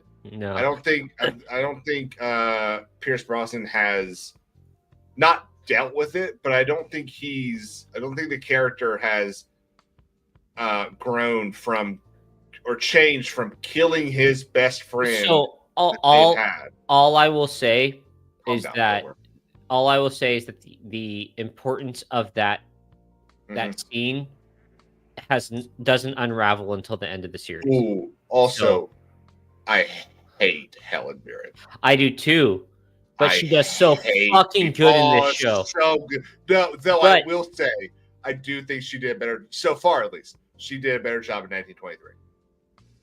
But highly disagree. This is what I'm saying. Character has had more screen time for me so far. So I know. That's what I'm saying. Like, you're forming all these opinions on the show, and I honestly think, like, you should just watch it, and then we can kind of discuss what happens. I'm thoroughly happy that you're enjoying the show, but I really do think, like, just give it a little bit more time. And I honestly, I think this. So I need to watch the movie The Gentleman. Is Tom Hardy in the TV show?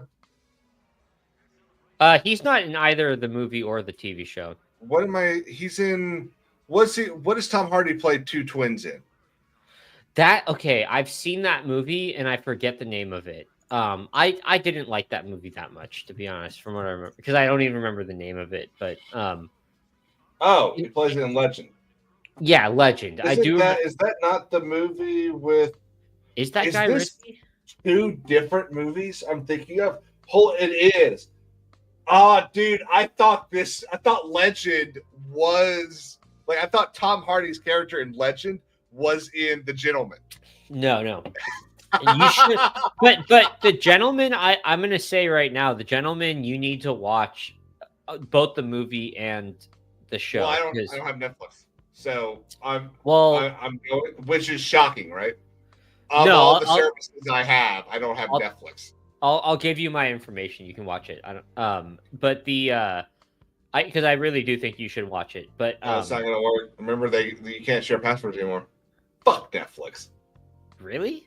Yeah, you can't. Yeah, no, because what'll happen is I'll log in and they'll put a thing up that says this doesn't look like your house. Are you traveling? And then I can say, yeah, I'm traveling. They'll email you a code to tell me for me to type in, and that'll be good for 2 weeks. But then in 2 weeks, it'll turn off and go back to your address. Binge it then. Yeah.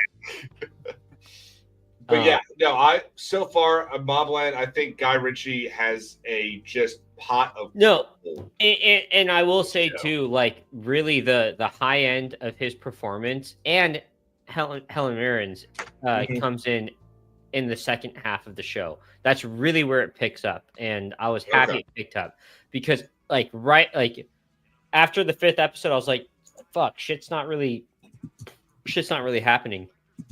And then the last half of the season blew me away. To be honest, I was like, for TV, you know what I'm saying? Well, I do. So far, I think this is pretty solid for even the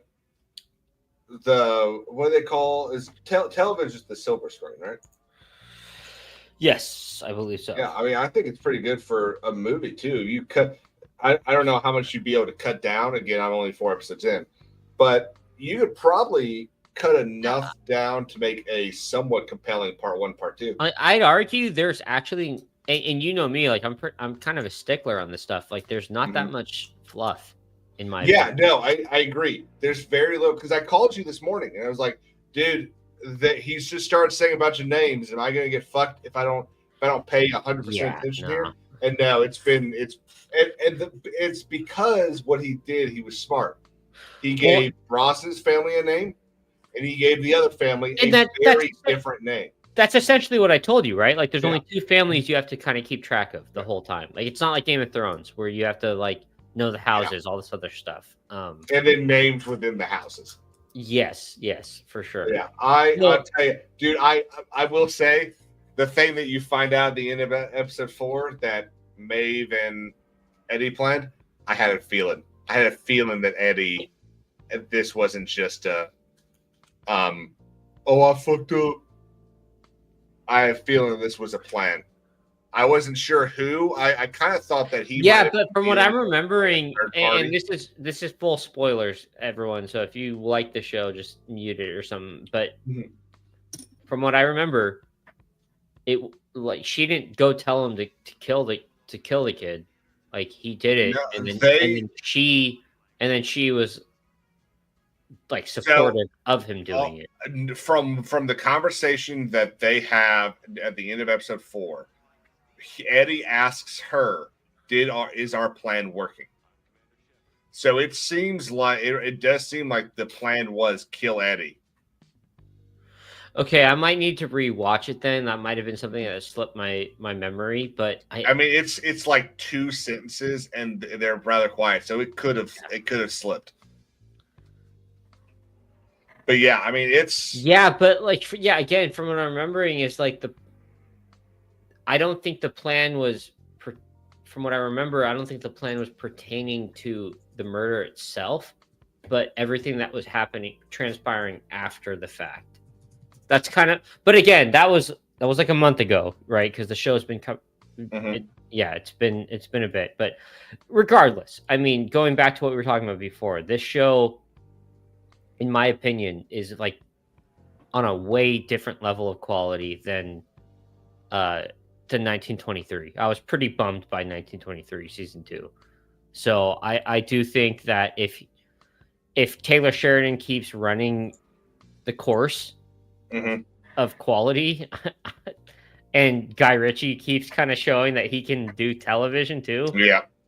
I mean, dude, like you never know. He might pitch something to Paramount. Yeah. Now again, I mean, Mobland's on Paramount. This is my point: is that he might pitch something else, and then he has 2 or 3 shows on there. So the thing that I think we're gonna see kind of happen out of this, because I mean, Taylor Sheridan should maybe not be quaking in his boots, but he should be concerned that his last 2 things, or I mean, I guess technically his last 2 things, because they weren't received well. Yeah, or they weren't received as well as their previous ones. So, see, the finale or the final 5 or 6 episodes of Yellowstone were bad. They weren't good. It was a really shit story. And then what's up, Clyde? You missed the. Well, I also think State of Play, but it was nothing. You didn't miss anything in it. So I also think Mobland is better written, better directed, and more entertaining than Landman. Like, yeah, well, I mean, it's 2 different things. They are. There's definitely kind of a overlap a little bit, but it's not, I don't think it's big enough to really. I would say this is more related towards like Tulsa King and Mayor of Kingstown, and I think both of those. I think they're all pretty like okay. Which one do you like better? But in terms of drama, you could easily classify both. Sorry, in terms of genre, you could easily classify both of these as drama crime.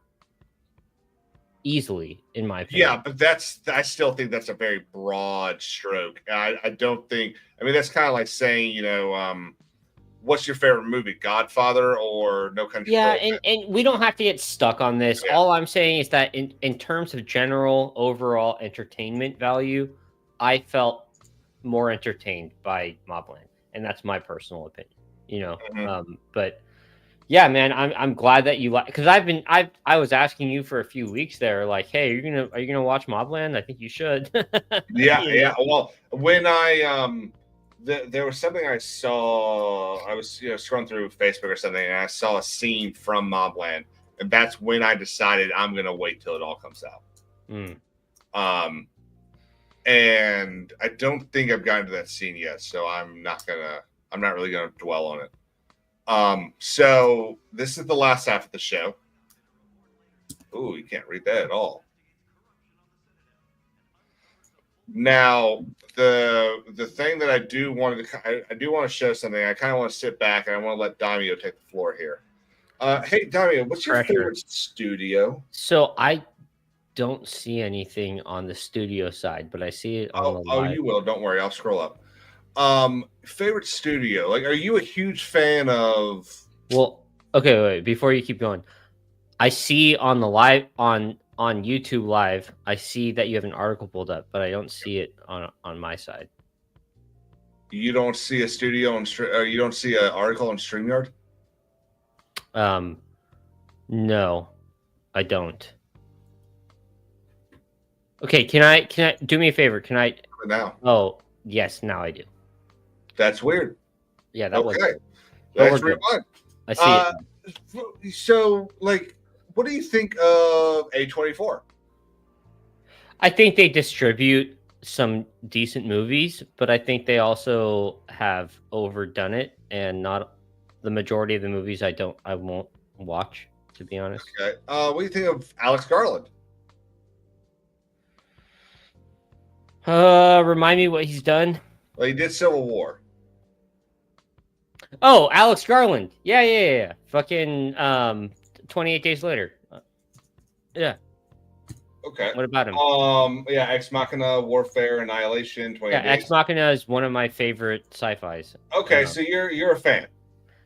I'm a fan of certain projects, yes. Okay. Do you think the two of them are going to work well together? Ex Machina or Alex Garland and A24? Yeah. Perhaps. So here's their next project.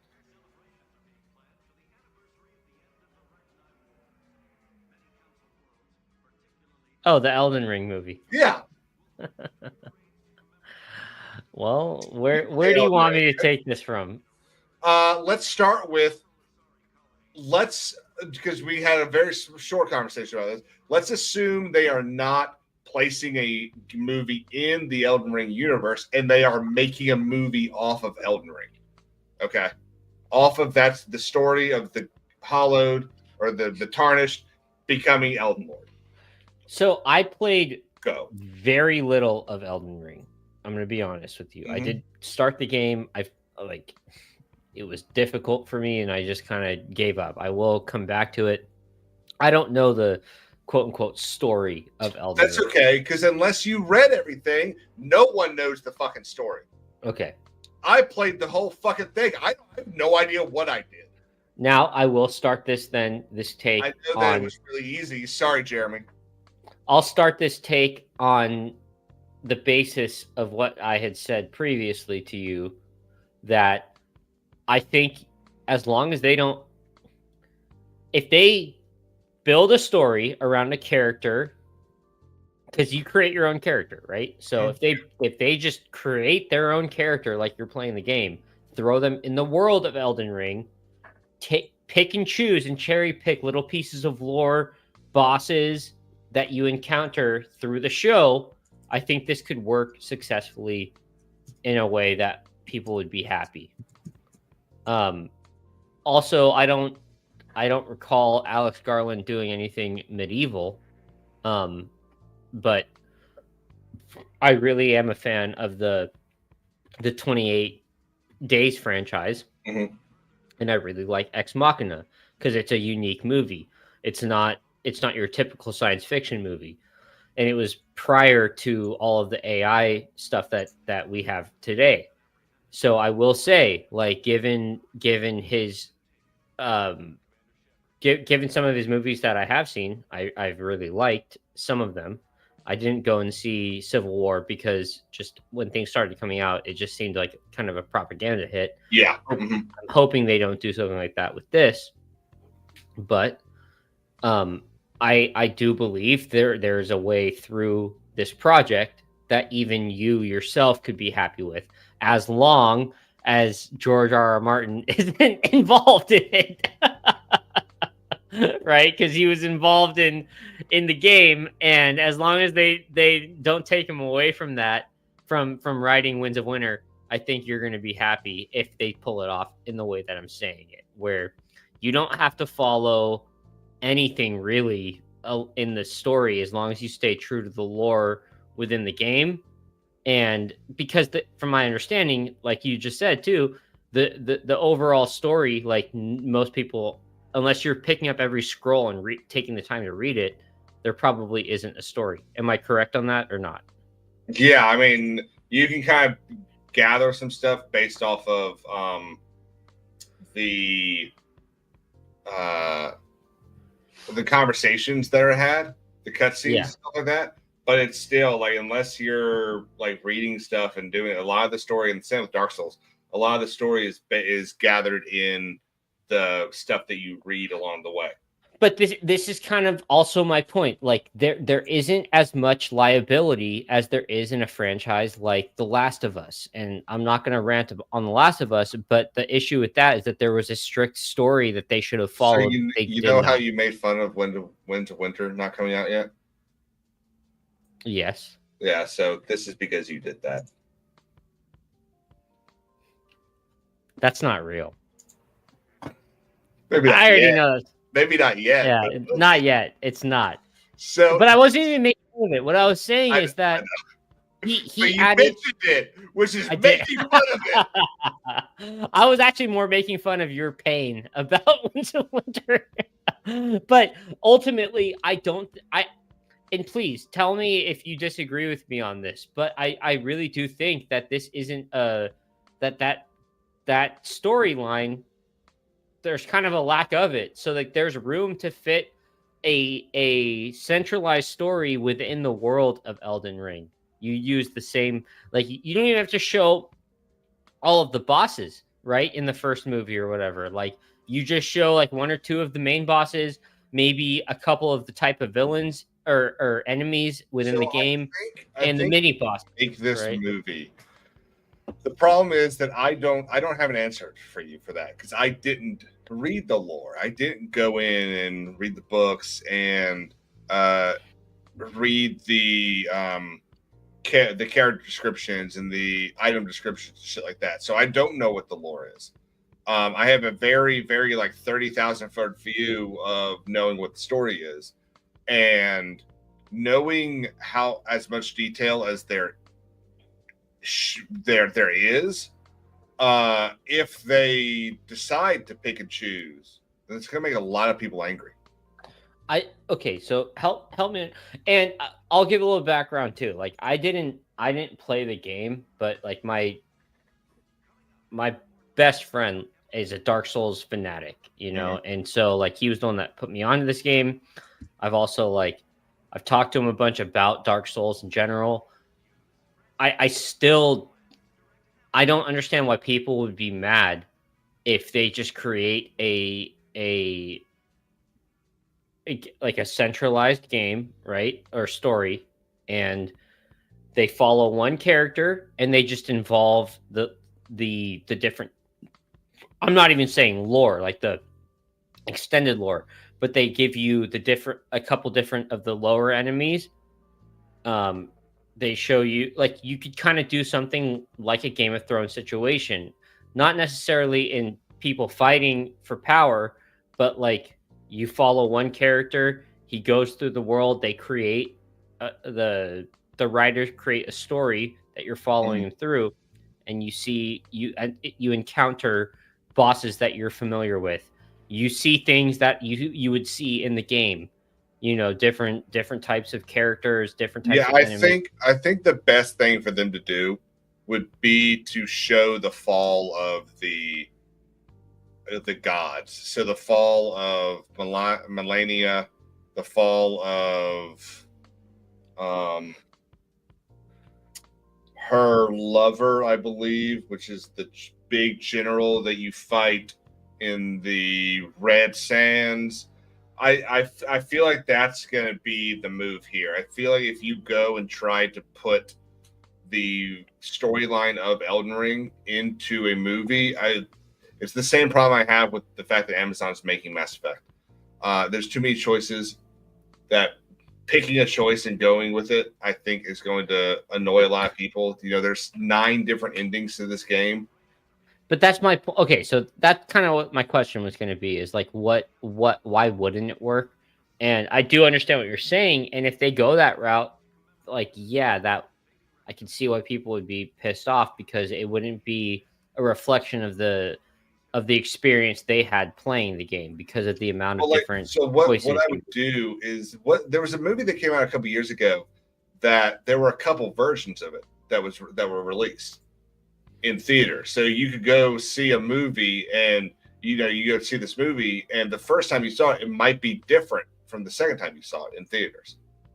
I don't remember what movie that was, but that's what I would do with this. I would make that movie, and then I would end the movie with like a fading shot of one of the 12 main races of characters, like rising up to defeat the next Elden Lord. That's just a little different. So, like, I guess the point that I'm trying to make is that you don't need to like end it with the same story, right? Like Elden Ring is an open world game. So, in my opinion, but it's not an open story game. There's still a story there. So if you end up, it's this still from point A to point B. So if you end up making a story over here that doesn't connect here to the story in the game, then it's not an Elden Ring story. It's just a medieval story that they put in, they paint with Elden Ring colors. Yeah, no, and this is always the trouble with doing adaptations or adaptations. I mean, from gaming to movies and TV shows. Like, yeah, one of the reasons why I didn't want to watch. God damn it! Why am I forgetting Last the of name? Us? No. That one. I just assumed. No, Fallout. Sorry. Okay. Because there is also a story within those. So, yes, there's multiple endings, and I imagine your choices affect what the end is, but I don't know. I think there's a way into it. As someone that is kind of more on the normie side and does like Alex Garland, I think I would still be happy with what they do. But you think he's a good pick? I do. I really do. And I actually like to see what does the studio concern you at all? It's not even a studio. They're A24 is more of a distributor. Like they're not sitting here like making, like, it's not like Warner Bros. Making this movie. No. from my understanding, A24 is more of a distributor. Like they'll yeah, no, I believe they are, but they are making this movie. Yeah, I mean, A24 is hit or miss. So like A24 doesn't really have much say, in my opinion, about if a movie's going to be good or not these days. A24, I like some A24 movies, but like I look at when A24 announces a movie, I look at who's directing it and what they've done before. You know what I'm saying? Now they might be, again, look at the combo. I like Alex Garland for certain movies that he's done. So that's why I would go see it. I'm not seeing A24 movies. I'm seeing movies that are distributed by A24 and who's making them. That's kind of that's where I'll answer the question. Okay. So, did you see earlier this week that George R.R. Martin had basically like the greatest meltdown ever? Something about how people can't get upset, or why people are upset with him for not finishing the book after 13 years. Yeah. So 14 years. It's been, let's put it up again. Oh, sorry. No, you're right. 13 years, 10 months, and 17 days. 5,072 days. So what's up, Wiley? So he posts this article, not article, what do you call it? Blog post. Says, let's see, if you enjoyed our short films, the adaptations of a bunch of them, we have big news coming up. A Waldrop feature is on the way, basically saying that an animated movie of all the short films that we've been showing is coming up. Hang on, something just happened to my stream? I don't think so. Okay, no, not yet. No, all good. Basically saying that adaptation of these animations that we've been showing, or feature, is coming out. Let's see. I believe he says, and so he's announced this. He's not announcing that he did any part of it, but he decides to tell. He's basically just saying, hey, guys, I know this thing that's really cool. And then he says, I know. Some of you will just be pissed off by this, as you are by everything I announce here that is not about Westeros or the Winds of Winter. You have given up on me or on the book. I will never finish Winds. If I do, I will never finish Dream of Spring. If I do, it won't be any good. I ought to get some other writer to pinch hit for me. I'm going to die soon anyway because I'm so old. I lost all interest in A Song of Ice and Fire decades ago. I don't give a shit about writing any longer. I just sit around and spend my money. I edited the Wild Cards books too, but you hate Wild Cards. Yes, no one buys that shit. You may hate everything else I've ever written. The Hugo winners. Fuck you, bitch. The Hugo losers. A Song for Laia and Dying of the Light. Sand Kings. Beauty and the Beast. The Tower of Ashes. Yada, yada, yada, yada, yada, yada, yada. And all other anthologies. First off, Rogues and Warriors has Westeros shit in it. So we like it. Other anthologies I edit with my friend Gardner Dozius. You don't care about any of those, I know. You don't care about anything but Winds of Winter. You've told me so often enough. This is why we have fucking told you. Because it's been 14 years. That's why. That's why people give a shit. That's why they shit on you. Because it's been 14 years. That's why. So, am I overreacting?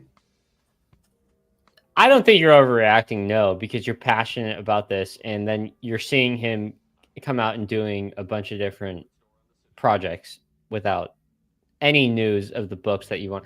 And that's partially why I've refrained from starting them. I know we talked earlier this week about that. And actually I did start an audiobook of the first one. And I don't know, there's something, part of it is like, I want to make sure I'm following the story when when I'm listening to the audiobook, and I don't I started at work, and I was like I'm gonna be half paying attention. I don't want to do that to myself, because I'm actually like I'm also passionate about the story, even though I've only just watched the show. But regardless, like one of the reasons is I don't want to get to that point too where I'm like pissed off because now I've read the books, or listened to them, and I want more of the story, and I know it's not going to come. This is so annoying. Think about this. For book readers, John is still dead. Yeah, that's crazy. And I just watched. Wild. I literally 2 weeks ago. I saw him get stabbed, and I thought about that. And I was like, "Fuck!" Like that's where it ended. People don't know. Yeah. What, and then everything that happens after that is like, and even for me, like as someone that hasn't read the books, like the way watching, I watched the last episode of season 8 maybe 4 days ago, and I was like pissed off. And that's actually why when I texted you guys, I was like, when I was wondering about, hey, if what's up, Jim, if George, oh yeah, that's right, if it was his intention always to have Jon as Targaryen, it was because I was at that point, and I was just curious. That's about why you asked. Okay, I just thought you were just walking down the street going, huh. No, it was. I was finishing out the watch through, and I was like, did he intend this? Like from the start. Like I just I didn't know. But after finishing it this time for my, I don't even know how many times I've watched it, but I was like, it's like, you know what? It's time. I'm gonna throw on the audiobooks and start, seeing where we end. But I do know it's coming, that I'm gonna get to the point where I'm like, well, fuck, now I'm right where you and all of our other friends are at, and I'm gonna be pissed off that I don't get more, And so I'm gonna go ahead and let you know that if you finish Dance with Dragons and like a week later they announce, I'm going to drive down there to Texas and beat you with a 2x4. Why? It's not my fault. It's clearly your fault. Yeah, it will obviously be your I'll fault. be great because I wouldn't have to sit here in limbo for fucking years at a time. Well, that's how a lot of people acted when I started watching the show. They're like, oh, so you'll never understand. You'll never get what it was like to sit there and wait after Ned Stark was beheaded or after the Red Wedding. And it's like, well, no, but I had to sit there for 2 years and wait for season 8 to shit on me. Yeah, I mean, I remember. So I binged all of them to season 7, and then I saw season 8 come out, and I remember my roommates being like, "You didn't like this?" And yeah, it just a lot of shit just didn't make sense to me. Yeah. Specifically, again, after rewatching it again, the Long Night episode, I'm like, okay, dude, so honestly, yeah, like that episode alone is fucking. That and the last episode. If I were you, I might wait until there's at least strong rumors of Winds of Winter being announced, because if you have to see just how much they cut, then I would wait. Felicity says, I'm really late, but did you guys see about Gunn not using truth, justice, and the American way? The rumor is that he's changing it to the human way. I did see that. If he does that, well, if you're not going to do American way, just don't use the phrase.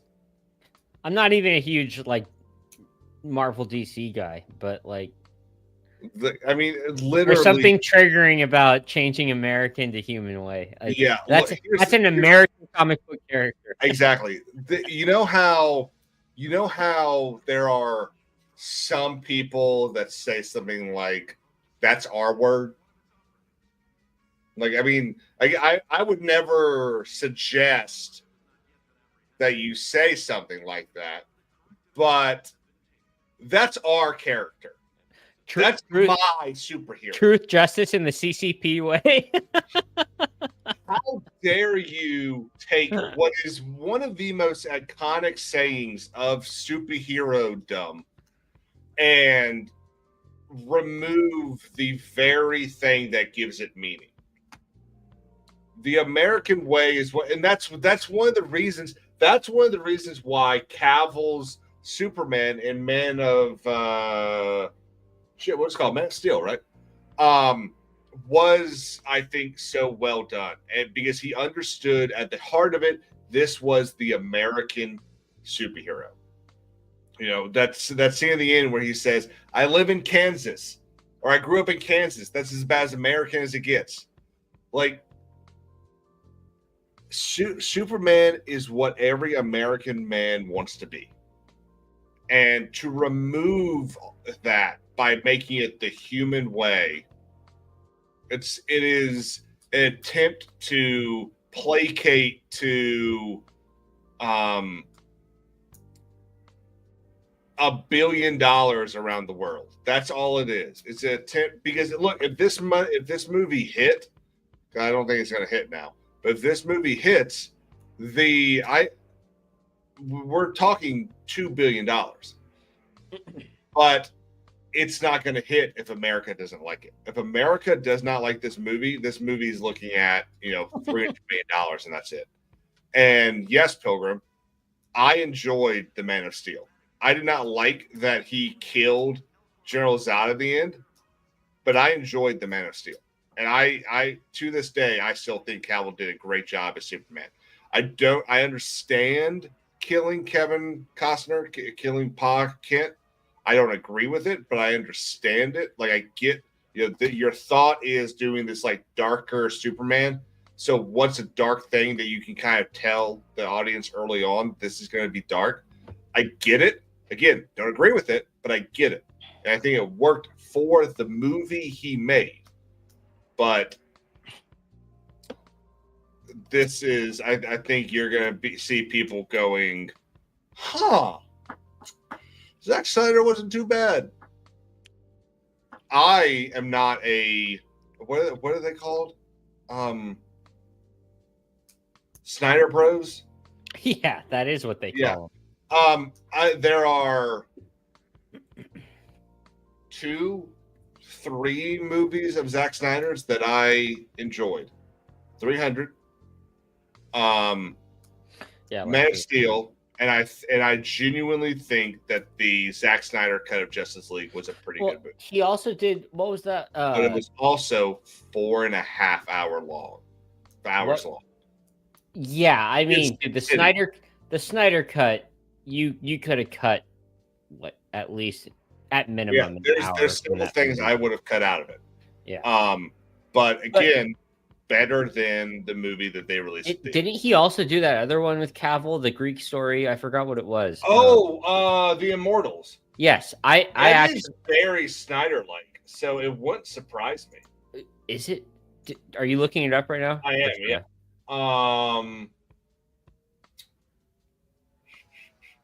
I always thought that was him too.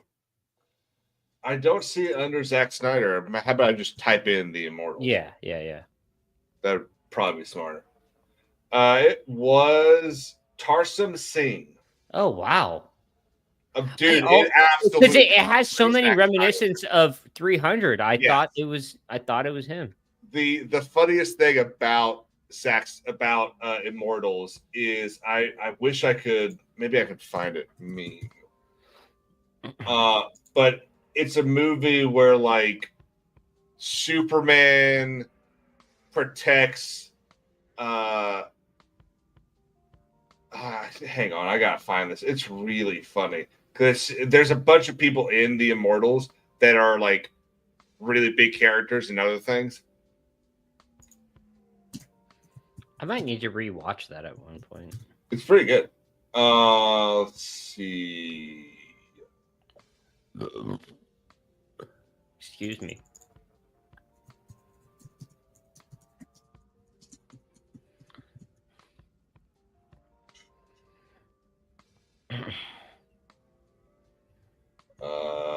I'm gonna have to find it. I'll send it to you later when I find it. Yeah. But it's basically like Superman saved Ned Stark, who saved this person because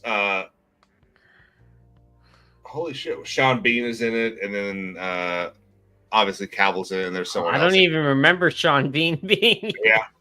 Yeah, I might have to rewatch that this weekend. What's it on? Because that needs to be on my list as well. But I'll probably just rent it on Amazon.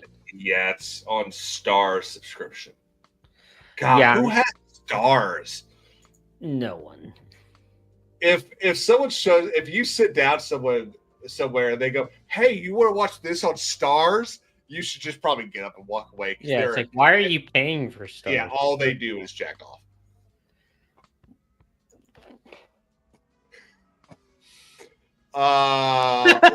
Okay, Caleb. What we got going on in chat? I do think it was good. I agree. Cavill was not the problem with the Snyderverse.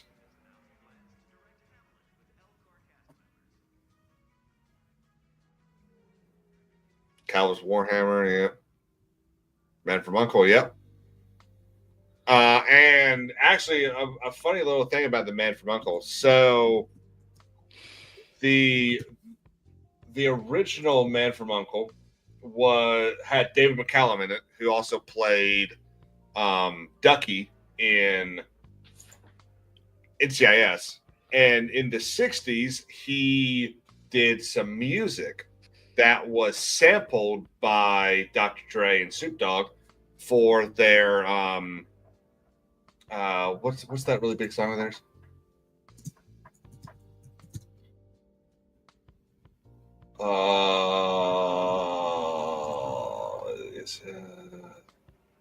The next episode. And so it was they sampled The Edge, which was a song that McCallum did, and McCallum's U.S. label was Elvis Presley's label. And for about a month in 1965 or whatever, 67, because the Man from Uncle was so big around the world, he received more fan mail than Elvis Presley. That's pretty fucking cool. Imagine being able to say that you got more fan mail than Elvis Presley. That's a cool little statement right there. Okay, we're done. Hey, Caleb, what was the show that we were talking about before on HBO? The mob show with Boardwalk Empire. Boardwalk Empire. Okay. Yeah. It's